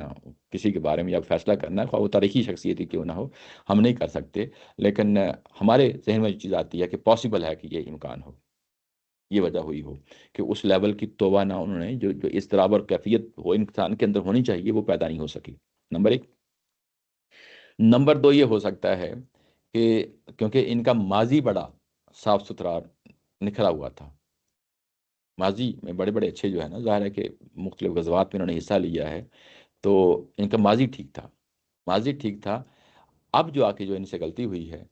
وہ اصل میں جس لیول کا ان کا ماضی تھا اس لیول سے ان سے توقع نہیں کی جا سکتی تھی، جس طرح میں تھوڑی پہلے اگزامپل دی ہے، قرآن کی دی ہے، شہید کی دی ہے، عالم کی دی ہے، تو اسی طریقے سے ان سے توقع تھی کہ آگے بڑھ کے جو ہے نا اس موقع پہ بھی وہ قربانی دیتے، تو نہیں دی، تو پھر ظاہر ہے کہ اس کی بیس پہ یہ خمیازہ ان کو بھگتنا پڑ رہا ہے، یعنی یہ دوسرا پہلو ہے، ٹھیک ہے نا۔ تیسرا پہلو جو ہے نا وہ یہ پہلو ہے، تاکہ منافقین کے سامنے یہ چیز رکھ دی جائے کہ اللہ کے نزدیک، اللہ کے نزدیک کوئی بھی چہتا نہیں ہے، معاملہ اعمال کی بنیاد پہ ہوگا، اور تم کو بھی اگر دیکھا جائے گا تو اعمال ہی کی بنیاد پہ دیکھا جائے گا، یعنی ایک بیسیکلی منافقت پہ کاری ضرب لگائی گئی ہے، ان کے سامنے ایک مثال بنا کے ایک چیز کو پیش کر دیا گیا ہے کہ دیکھو، یہ دیکھیں، یہ انتہائی قریبی لوگ تھے، پیغمبر کے انتہائی قریبی لوگ تھے، اللہ کے انتہائی قریبی لوگ تھے، اس کے باوجود جو ہے نا وہ ان سے غلطی ہوئی، جب غلطی ہوئی تو اللہ نے کیسے ان کی پکڑ کی ہے، ٹھیک ہے نا۔ اور اس کے بعد مسلمانوں کو، عام مسلمانوں کو بھی ایک سبق دیا کہ دیکھیں یہ ہے کڑا احتساب جو کل کو قیامت والے دن برپا ہوگا، اور اپنے آپ کو ہمیشہ تیار رکھنا چاہیے اس چیز کے لیے، تو یہ چیز لینا صحیح ہوگا کہ کنسسٹنسی کے اوپر بھی زور دیا گیا کہ پہلے یہ ٹھیک تھے، جی تو اب ان کے چونکہ ذرا اعمال خراب ہو گئے ہیں تو اللہ تعالیٰ نے ان کی فوراً پکڑ کر دی ہے۔ جی، اس کا مطلب یہ نہیں ہے کہ آپ نے 2 دن اچھے سے گزار لیے، 3 دن اچھے سے گزار لیے، آگے آپ مطلب جو دن نہیں نہیں، ایسے ہی ہے، ایسے ہی درست ہے، ایک کنسسٹنس رہنی چاہیے، اگر غلطی بھی ہوتی ہے تو لوٹیں، واپس لوٹیں، واپس لوٹیں، تو یہ بڑی امپورٹنٹ پہلو ہے، کنسسٹنسی جو ہے نا بڑا امپورٹنٹ، ایمان تو اسی چیز کا نام ہے، توبہ یعنی تو انہوں نے بھی کر دی نا جو توبہ توبہ تو انہوں نے بھی کر لی ہے۔ اچھا۔ اچھا، لیکن ان کے لیے اب یہ معاملہ کو اس طرح کا معاملہ نہیں رکھا کہ آپ ان سے تزکیہ کریں، یا ان کا جو ہے نا وہ اس طرح کی ان کے لیے بات کوئی نہیں کی، ٹھیک ہے نا۔ تو یہ سارے امکانات ہیں کہ یہ معاملہ اس طریقے سے ہوا ہے، اور سوشل بائیکاٹ کی جو، جیسے میں نے کہا نا کہ ظاہر ہے قرآن میں تو یہ چیزیں نہیں آئیں، آ، جیسے ان کے ساتھ معاملات ہوئے ہیں، اور پھر اس کے بعد یہ خود بتاتے ہیں، یہ روایت میں یہ چیز آئی ہے، خود بتاتے ہیں کہ ہمارے لیے دنیا ہی جہنم بن گئی۔ یہ کوئی اتنا آسان نہیں ہوتا کہ آپ کے بیوی بچے آپ کو چھوڑ جائیں، آپ کے دوست احباب آپ کو چھوڑ جائیں، آپ کا محبوب لیڈر آپ کو چھوڑ جائے، آپ دیکھیں آپ کس کس اذیت سے گزر رہے ہوتے ہیں، یہ وہ اذیت جو ہے نا کوئی معمولی اذیت نہیں ہوتی۔ پھر یہی نہیں ہوا، بلکہ یہاں تک کہ جو باہر کی روم جو اس وقت جو دشمنی تھی رومن امپائر کی، یا دوسرے جو قبیلے تھے جو مسلمانوں کے دشمن تھے اس وقت، انہوں نے آفر کیا ہے کہ آپ ہمارے پاس آ جائیں، یعنی یہاں تک بھی جو ہے نا صورتحال ہوئی ہے، روایت میں یہ سب کچھ لکھا ہوا نظر ملے گا آپ کو، لیکن انہوں نے قربانی پہ قربانی دی ہے کہ نہیں، اب جو ہے نا جو ہوگا اب یہی ہوگا، یہی ہوگا، اور ہم اپنے آپ کو سرخرو کر کے دکھائیں گے، اور واقعی پھر یہ سرخرو ہوئے ہیں، اور یہ آگے سورہ کے آخر میں جا کے ان کی تفصیل آئے گی، یہاں پہ بس جو ہے نا یہی ہے کہ ان کا معاملہ مؤخر کر دیا گیا ہے، اور یہ دیکھیں کہ کس مائنیوٹ ڈیٹیل کے ساتھ چیزیں جو ہے نا ہمارے سامنے آ رہی ہیں، دنیا میں جب قیامت برپا ہوتی ہے تو اس طریقے سے جو ہے نا قیامت برپا ہوتی ہے، یہاں اس کی جھلک دکھائی جا رہی ہے، یہاں تو آپ کو 4 5 6 کیٹیگرائزیشن کر کے آپ کے سامنے آ گئی چیزیں، یہ معاملہ یوں ہوا، یوں ہوا اور یوں ہوا، لیکن قیامت والے دن پتہ نہیں کتنی کیٹیگرائزیشن ہو گئی، لیکن اس کی ایک جھلک جو ہے نا آپ کے سامنے دکھا دی گئی ہے، اور اس کو ریکارڈ بھی کر دیا گیا ہے قیامت کے دن تک کے لیے کہ دیکھو زمین پہ جب قیامت برپا ہوتی ہے تو ایسے ہوتی ہے۔ ایسے ہی جو باقی رسولوں کی جو ہمیں سرگزشتیں پڑھتے ہیں، یا حضرت نوح علیہ السلام کی جو سرگزشت پڑھتے ہیں، یا جو ہے نا تو لوط علیہ السلام، شعیب علیہ السلام، قوم عاد، قوم سمود، فرعون کا جو واقعہ ہے، وہ شاید ہمیں جو ہے نا اتنی تفصیل کے ساتھ اس کی جزیات نہ ملتی ہوں اس قیامت کی، جو قیامت اس وقت برپا ہوئی ہے، لیکن جو قیامت، آخری قیامت برپا ہوئی ہے نبی محترم صلی اللہ علیہ وسلم کی طرف سے، رسول اللہ صلی اللہ علیہ وسلم کی طرف سے جو ہے نا قیامت برپا ہوئی، اس کی جزیات تو ہمارے سامنے سورہ توبہ میں آ گئی، اور کتنی تفصیل کے ساتھ جو چیزیں سامنے آ رہی، ٹھیک ہے نا۔ تو یہ چیز جو ہے نا یہ سامنے رہے۔ اچھا، یہ ابھی ہم نے یہ جو چیزیں ابھی پڑھی ہیں، یہ ہم نے پڑھی ہیں سورہ کے اختتامیہ میں، سورہ کا اختتامیہ جو ہے وہ 101 کے بعد شروع ہو گیا ہے، اور اس میں ابھی تک ہم نے 2 فریقوں کے بارے میں جو ایکسیپشنز تھیں، جو پہلی مین ہیڈ اوپر جو چیزیں پڑھی ہیں وہ تو مین سٹریم کے سارے لوگ ہیں، مشرکین ہوں، اہل کتاب ہوں، منافقین ہوں، یا مسلمانوں کے ہوں، وہ سارے کے سارے جو ہے نا منسٹری، یعنی ان کے بارے میں فیصلے کیے گئے۔ اب اس کے بعد کچھ کہہ لیں کہ کچھ ایکسیپشنز تھیں، اس کو چیزوں کو اس طریقے سے ہینڈل کرنا تھا، علیحدہ کر کے ہینڈل کرنا تھا، وہ ہینڈل کر دیا گیا۔ اس طریقے سے ہمارے سامنے یہ چیز آئی ہے، کیونکہ یہ اختتامیہ ہے، تو اختتامیہ کے اندر چیزیں جو ہے نا آپ کو بعض اوقات بے جوڑ بھی محسوس ہوتی ہیں۔ ایسا نہیں ہونا چاہیے، اس لیے کہ ابھی جو چیز آئی ہے یہ تو امیڈیٹلی اس چیز سے تعلق تھی، ابھی جو اس کے بعد چیز آ رہی ہے وہ ایک مختلف چیز ہے، ایک مختلف اینگل سے ایک چیز آ رہی ہے، وہ بھی بیسیکلی اوپر ہی کے لوگوں سے تعلق رکھتی ہے، اور آئے ہم دیکھتے ہیں کہ وہ کیا چیز ہے۔ وہ چیز جو ہے وہ آتی ہے جس کو ہم آگے مسجد زرار کے نام سے جانتے ہیں، ان کا یعنی اس پہلو کو اللہ تعالیٰ کی ذات نے لے لیا ہے۔ والذین اتخذوا مسجدا ضرارا وکفرا تفریقا بین المؤمنین وارصادا لمن حارب اللہ ورسولہ من قبل ولا یحلفن ان اردنا الا الحسنى واللہ یشہد انہم لکاذبون۔ ترجمہ یہ ہے کہ جنہوں نے ایک مسجد بنائی، والذین اتخذوا مسجد بنائی اس لیے کہ اسلام کو نقصان پہنچائیں، درارن یعنی نقصان پہنچائیں، کس کو؟ اسلام کو نقصان پہنچائیں، وکفرم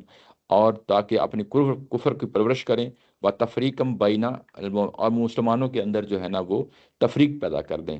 و ارصادا لمن حارب اللہ ورسولہ اور کمین گاہ مہیا کریں۔ کمین گاہ یعنی ارصاد، کمین گاہ یہاں سے بیٹھ کے جو ہے نا حملہ کیا جاتا ہے،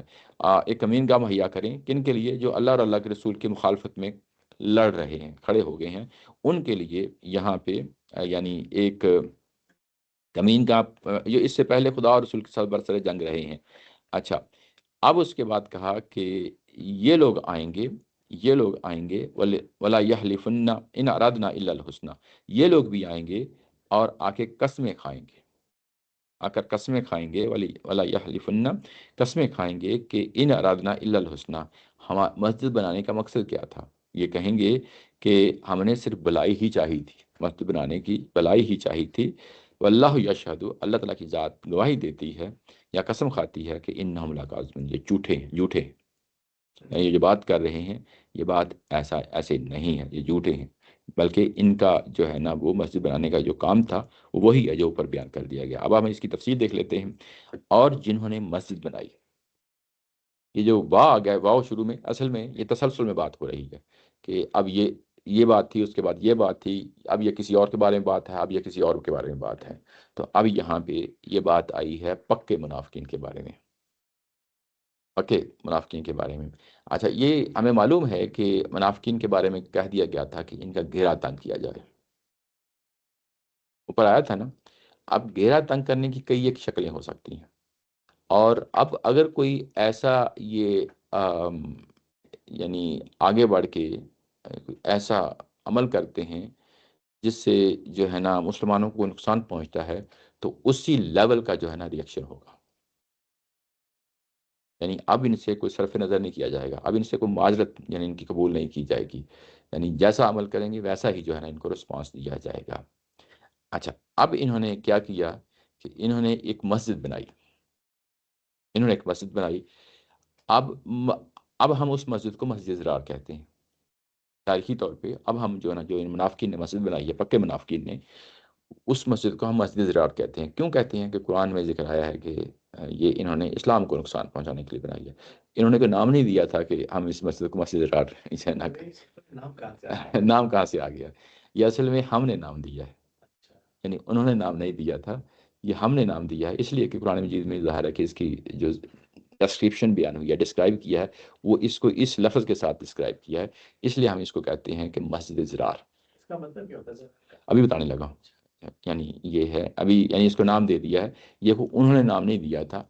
انہوں نے تو اس کو مسجد ہی کہا ہے، انہوں نے اس کو مسجد ہی کہا ہے۔ ہم نے بیسیکلی ڈیفرینشیٹ کرنے کے لیے کہ ایک مسجد نبوی تھی، ایک مسجد قباء تھی اس وقت، اور ایک مسجد زرار تھی، اور زرار جو ہے نا منافقین نے بنائی تھی، ٹھیک ہے نا۔ تو یہ ہم نے نام یہاں سے اس آیت سے لیا ہے، انہوں نے کوئی نام نہیں اس کا دیا تھا۔ ایون مسجد نبوی بھی ہم جب کہتے ہیں تو اس وقت اس کو مسجد ہی کہتے تھے، یہ ہم نے نام دیا ہے مسجد نبوی کا، ٹھیک ہے نا۔ اور قباء اس لیے کہ وہاں بیسیکلی اس علاقے کا نام ہی قباء تھا، اس وجہ سے اس کو یعنی قباء یعنی اس کو لفظ بولتے تھے۔ اچھا،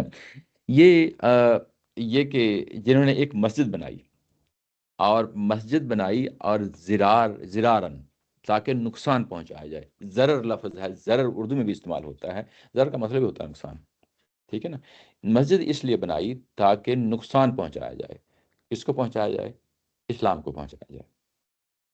اسلام کو پہنچایا جائے یعنی گویا کہ براہ راست اللہ کے دیے ہوئے دین کو نقصان پہنچایا جائے. اللہ کے رسول کی دعوت کو جو ہے نقصان پہنچایا جائے. یعنی اصل میں یہاں پہ ٹارگٹ کیا ہے؟ یعنی دین،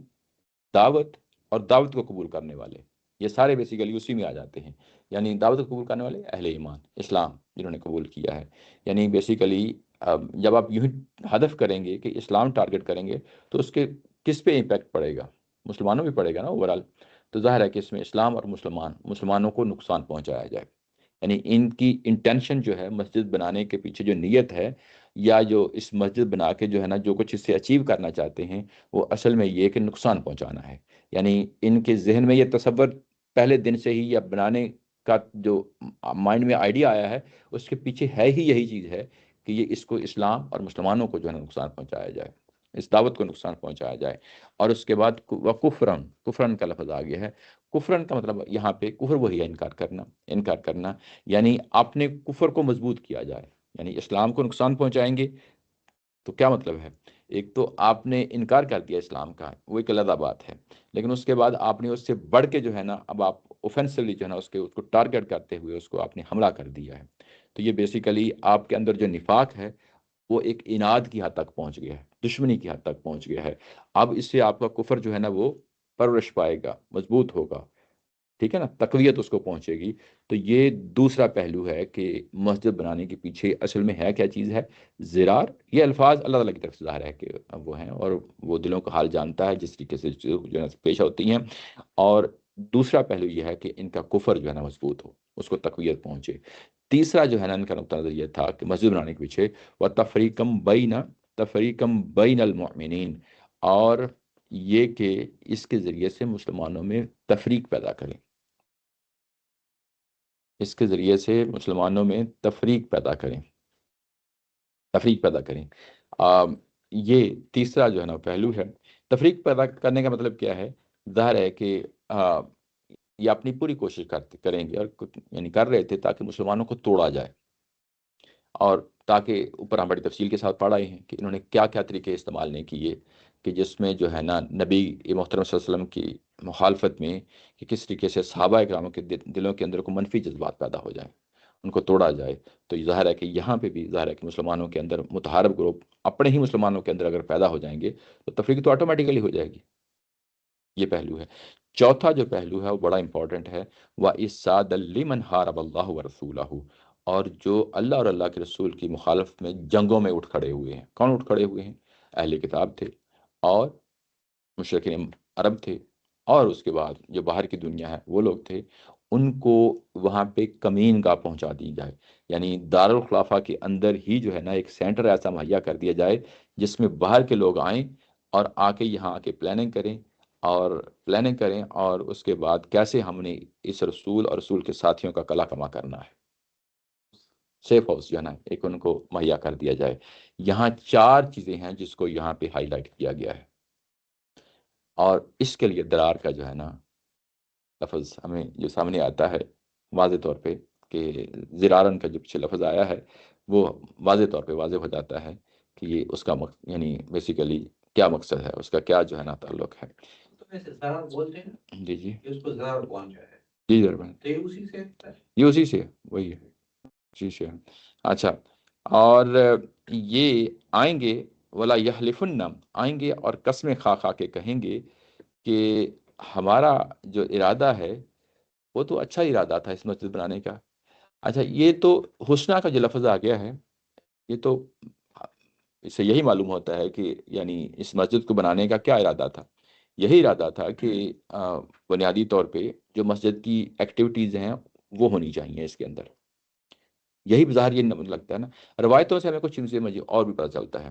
اصل میں یہ کہتے یہ رہے ہیں کہ یہ مسجد ہم نے اس لیے بنائی ہے کیونکہ اسلام پھیل گیا ہے. مدینہ کی آبادی بھی ظاہر ہے کہ بڑی تھی اس لحاظ سے، جس لحاظ سے جو ہے نا یہ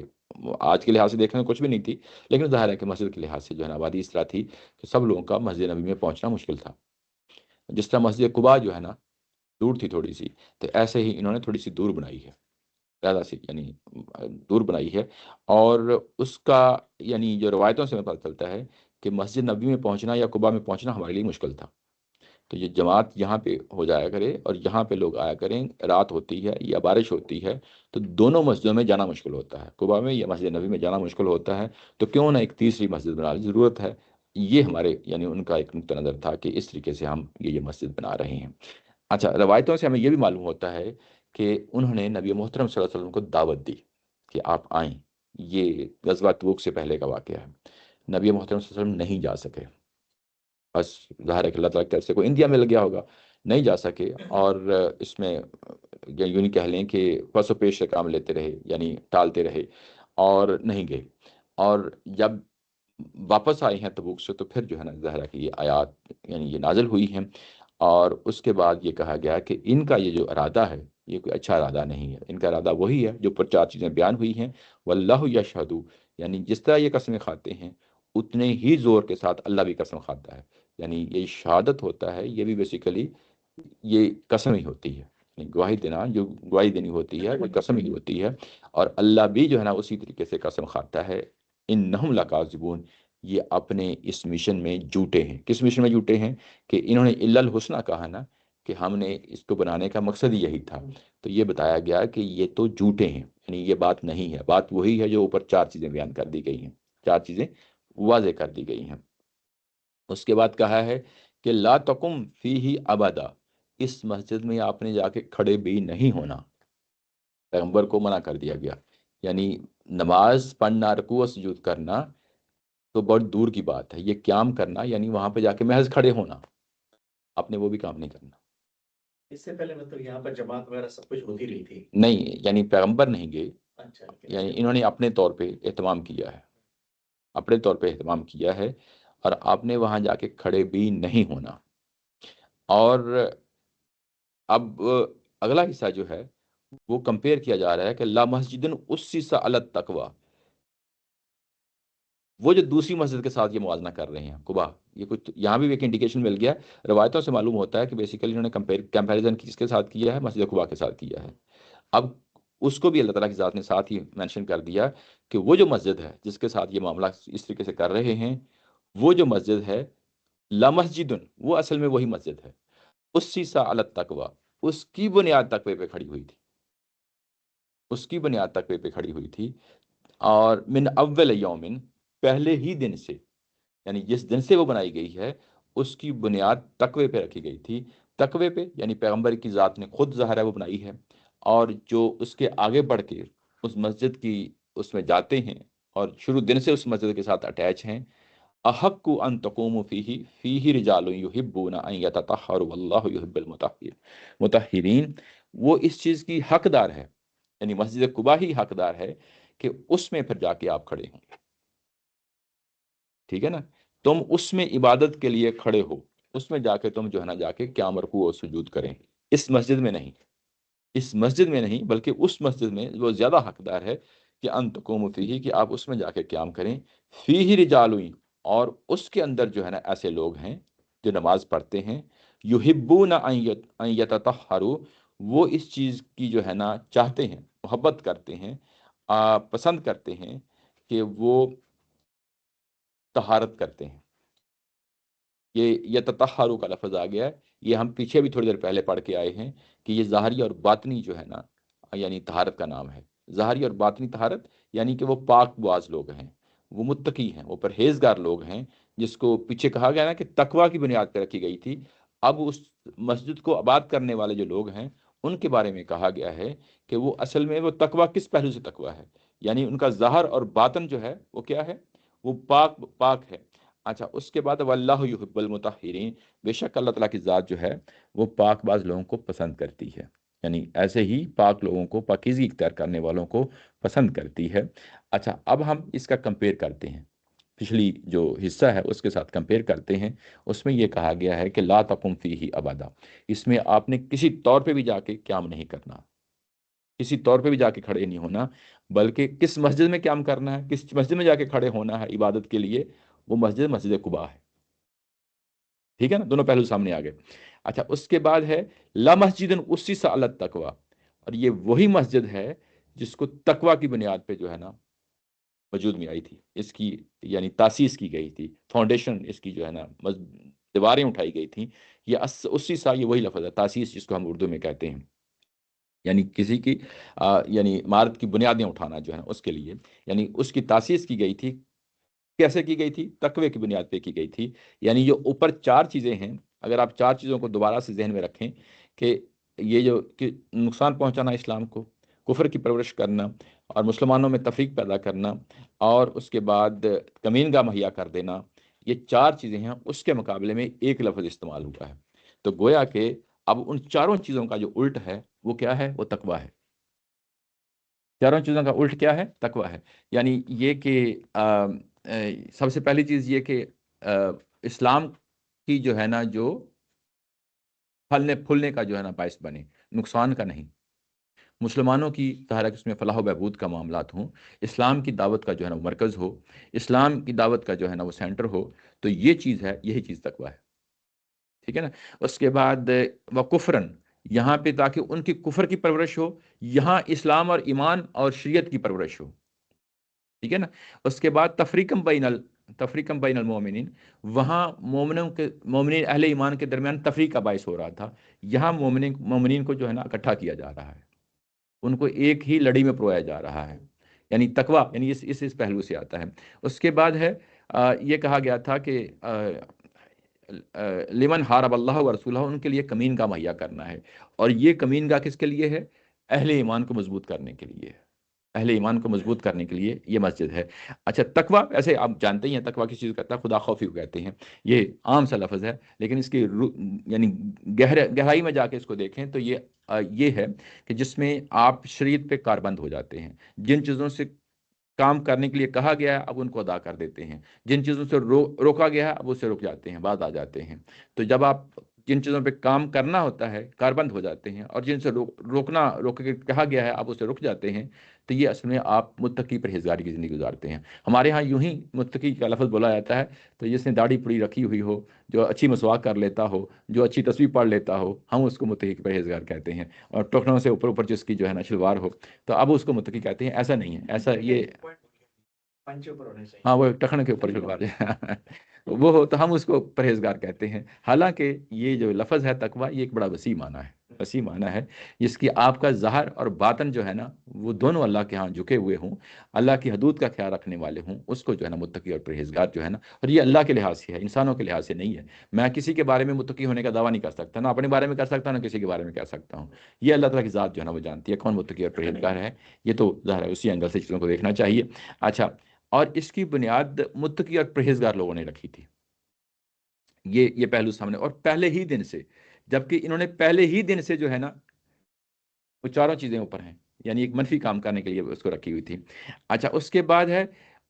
جب اس کو مسجد کو آباد کرنے والے کون لوگ ہیں؟ آباد کرنے والے کون لوگ ہیں؟ وہ لوگ ہیں کہ جو اپنی طہارت اور پاکیزگی کا خیال رکھتے ہیں، ظاہری اور باطنی. جبکہ ان کو جب ہم دیکھتے ہیں منافقین کو، جنہوں نے جو ہے نا مسجد ضرار بنائی ہے، یہ تو فساد سے بھرے ہوئے لوگ ہیں، ظاہر اور باطن. ان کا باطن بھی گندا ہے اور ظاہر بھی گندا ہے. ٹھیک ہے نا. تو جبکہ اس مسجد قباء کی جب کمپیریزن کیا ہے تو اس کے بارے میں کہا ہے کہ وہ لوگ پاکیزگی اختیار کیے لوگ ہیں، ان کا ظاہر بھی پاکیزہ ہے اور باطن بھی پاکیزہ ہے. اور اللہ تعالیٰ کی ذات تو ان کو پسند کرتی ہے، ان کو تھوڑا پسند کرتی ہے. یہ اصل میں کمپیریزن کرتے ہوئے ہمارے سامنے، کیونکہ قرآن جی کا قابل کا جو اسلوب ہوتا ہے وہ پورا جو ہے نا رنگ آپ کے سامنے اس کو آ جانا چاہیے. یہ اس طریقے سے یہ چیز جو ہے نا واضح رہنی چاہیے. اچھا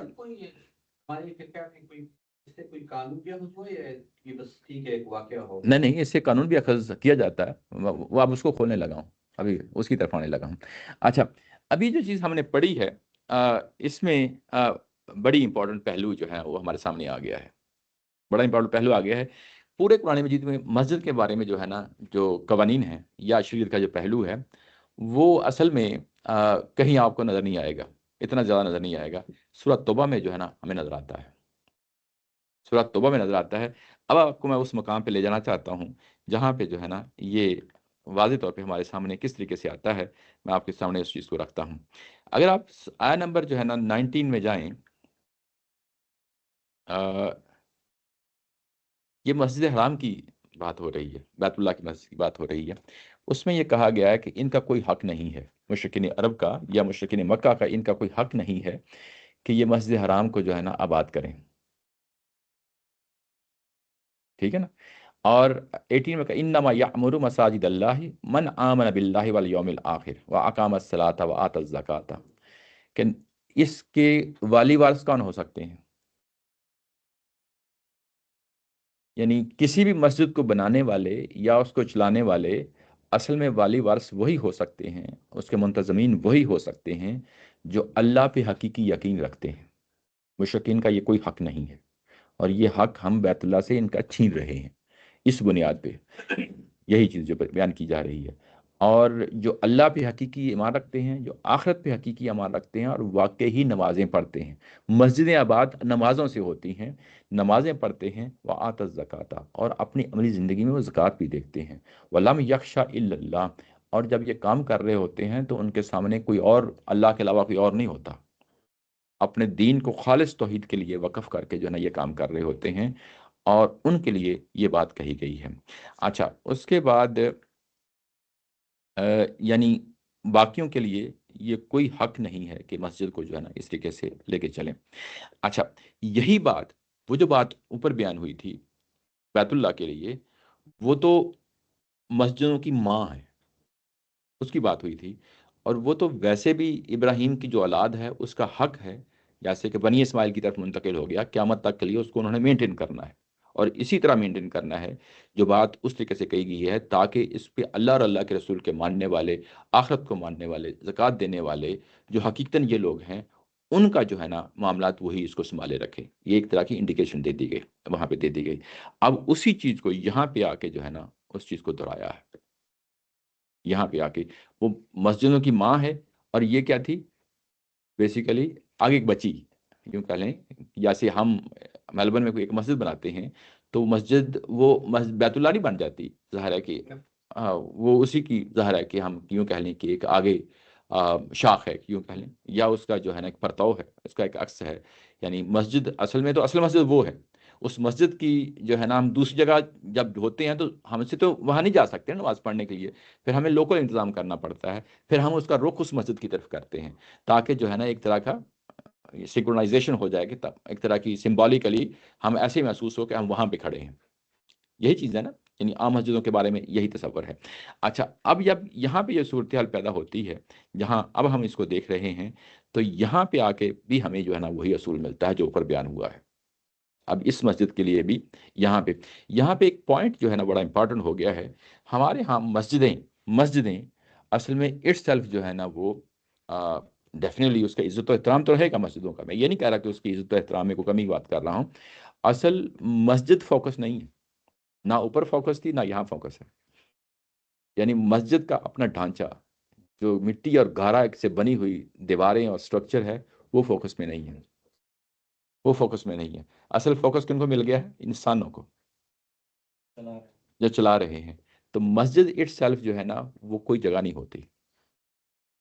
اصل میں لوگ ہوتے ہیں، لوگوں کی جو ہے نا وہ اس کی بنیاد پہ جو وہ اس مسجد کو جیسے سمجھ رہے ہوتے ہیں ویسے ہی مسجد ہوتی ہے. اگر اس مسجد میں بیٹھ کے فرقہ واریت، مسلک پرستی کی تبلیغ ہو رہی ہو، پالیٹکس چل رہی ہو، مسلمانوں کو دوسرے مسلمانوں کو نقصان پہنچایا جا رہا ہو، تو وہ مسجد نہیں رہ گئی، اپنی اس پوزیشن سے ہٹ گئی ہے. اصل میں اصل لوگ کون ہیں؟ یہ افراد ہیں. افراد کی بنیاد پہ فیصلہ کیا جائے گا کہ یہ مسجد ہے کہ نہیں ہے. یعنی محض مسجد بنا دینے سے مسجد نہیں بن جاتی. وہ اینٹ گارا اور پتھر کی ایک چیز کنسٹرکشن جو آپ نے کی ہے اس سے مسجد نہیں بنتی. مسجد ہمیشہ جو ہے نا افراد سے بنتی ہے. اور افراد جو ہے نا اگر وہ تقوی والے ہیں، متقی پرہیزگار ہیں، اللہ اور اللہ کے رسول پہ ٹھیک طور پہ ایمان رکھتے ہیں اور اس کے مطابق جو ہے نا زندگی گزارتے ہیں، تو پھر جو ہے نا وہ مسجد جو ہے نا وہ مسجد کہلانے کی حقدار ہے. اور جو مسجد میں جاتے ہیں ان کو بھی خیال رکھنا ہے کہ ہماری پاکیزگی کس قدر پاکیزگی ہے، ہم کس قدر جو ہے نا پاکیزگی اختیار کرنے والے ہیں. متطہرین کا جو لفظ آیا ہے، متطہرین کا جو لفظ آیا ہے وہ یہی لفظ ہے کہ اللہ تعالیٰ کی ذات پاکیزگی اختیار کرنے والوں کو پسند کرتا ہے.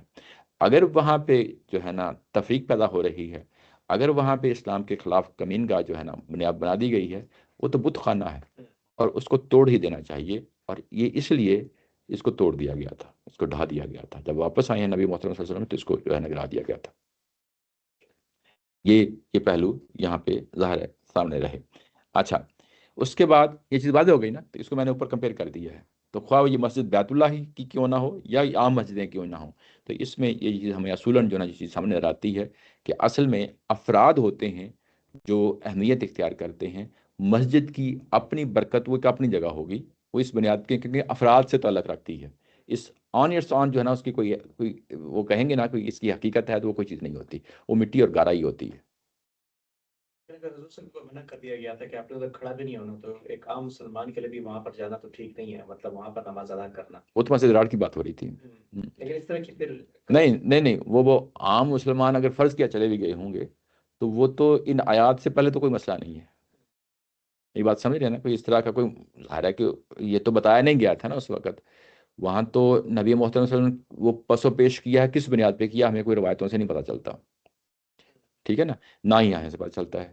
کہ کیوں نہیں گئے تھے. وہ یہ چاہتے تھے کہ اگر یہاں پہ آ جائیں تو تاکہ ایک طرح کی اپروول حاصل ہو جائے، باقی مسلمان بھی جو ہے نا آ جائیں گے، آنے شروع ہو جائیں گے. لیکن کیوں نہیں گئے ہمیں نہیں پتا. لیکن جب یہ آیات اتر گئی ہیں تو اب ہمیں پتہ چل گیا ہے،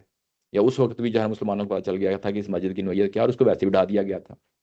اس کی implementation آج بھی ہوتی ہے، ہم شریعت بھی اخذ کرتے ہیں. یہ شریعت کا پہلو یہی ہے کہ ظاہر ہے کہ مسجد آباد کرنے والے کس طرح کے لوگ ہونے چاہیے. یہ اب ہمارے سامنے ایک رول ماڈل آ گیا نا کہ مسجد جب بنائی جائے گی تو ہمیں اس مسجد میں جانا چاہیے کہ جہاں پہ مسلمانوں کو مضبوط کیا جا رہا ہے، اسلام کو مضبوط کیا جا رہا ہے، اسلام کی دعوت و تبلیغ کو مضبوط کیا جا رہا ہے. یعنی جہاں جا کے آپ کی تطہیر ہوتی ہے وہاں اس مسجد میں جا کے نماز پڑھنی چاہیے. جہاں پہ جا کے جو ہے نا اسلام ہی کی جو ہے نا جڑیں اکھاڑی جا رہی ہوں، یا فرقہ پرستی کی بات ہو رہی ہو، یا مسلک پرستی کی بات ہو رہی ہو، وہاں جا کے کیا کرنا ہے اپنے جا کے.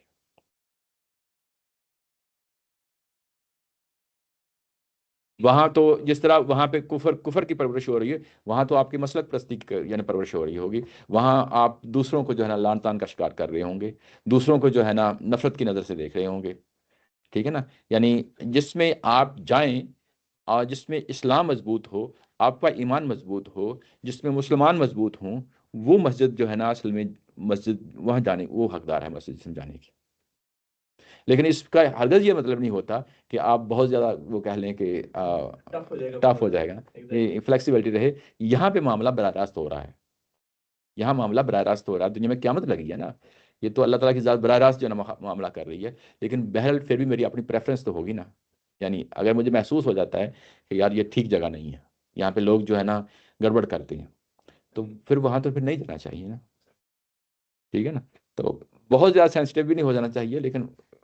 توازن کے ساتھ جو ہے نا چیزوں کو لے کے چلنا چاہیے. یہ چیز ہے. اچھا، اس کے بعد ہے افمن اسس بنیانہ علی التقوی من اللہ. ایک وہ مسجد ہے جس کی بنیادیں ہی اٹھائی گئی ہیں تقوی کی بنیاد پہ، واردوان اور اللہ کی خوشنودی کی بنیاد پہ. میرا خیال ہے اس کو اگلی دفعہ پڑھ لیں گے، کافی جو ہے نا سوار تک. کیا خیال ہے؟ کوئی سوال کوئی؟ جی، اگر ہم یہ کام کرتے ہیں تو پھر یہ ڈیوائڈ نہیں ہو جائے گا بہت زیادہ؟ مطلب یہ کہ یہ ہمارے ادھر تو بہت کامن ہے، جی ایک ایریا کے اندر 3 مسجدیں ہوں گی اور تینوں نے ڈیفائن کیا ہوگا کہ ہم دوسری جگہ نماز نہیں پڑھیں گے، اور دونوں ایک دوسرے کو کافر قرار دے دیتے. اور ایک 3 میں سے 2 کی فنڈنگ سعودی عرب سے ہو رہی ہوتی ہے، تو پولیٹیکل مقاصد کے لیے استعمال ہو رہی ہوتی ہیں، مدرسے بے تحاشا. ہاں نہیں، اس میں دیکھیں آپ اگر آپ سمجھتے ہیں کہ جو ہے نا یہ مناسب ٹھیک نہیں ہے میرا جانا، تو آپ ضروری نہیں کہ آپ بھی تبلیغ کرنا شروع کر دیں کہ میں نہیں جا رہا تو میں باقیوں کو بھی نہیں جانے دوں. ٹھیک ہے، بس اگر آپ نہیں سمجھتے تو چھوڑ دیں، آپ مطمئن نہیں ہیں. ٹھیک ہے نا، یہ آپ کے اطمینان پہ ہے، یہ کسی کے اطمینان پہ نہیں ہے. ایون کہ ایک دفعہ سڈنی میں میرا جانے کا ہوا تھا، ایک دفعہ عید کی نماز پڑھ رہے تھے تو ہمیں بتایا جاتا ہے کہ آپ صحیح مسلمان ہو، باقی ٹھیک نہیں ہے جو نماز پڑھ رہے ہیں کہیں اور. وہ بھی پاکستانی مولوی صاحب بھی تھے. جی تو اگر ادھر بھی اب اس طرح کی بات ہوتی پھر میں دوبارہ تو نہیں گیا اسی وجہ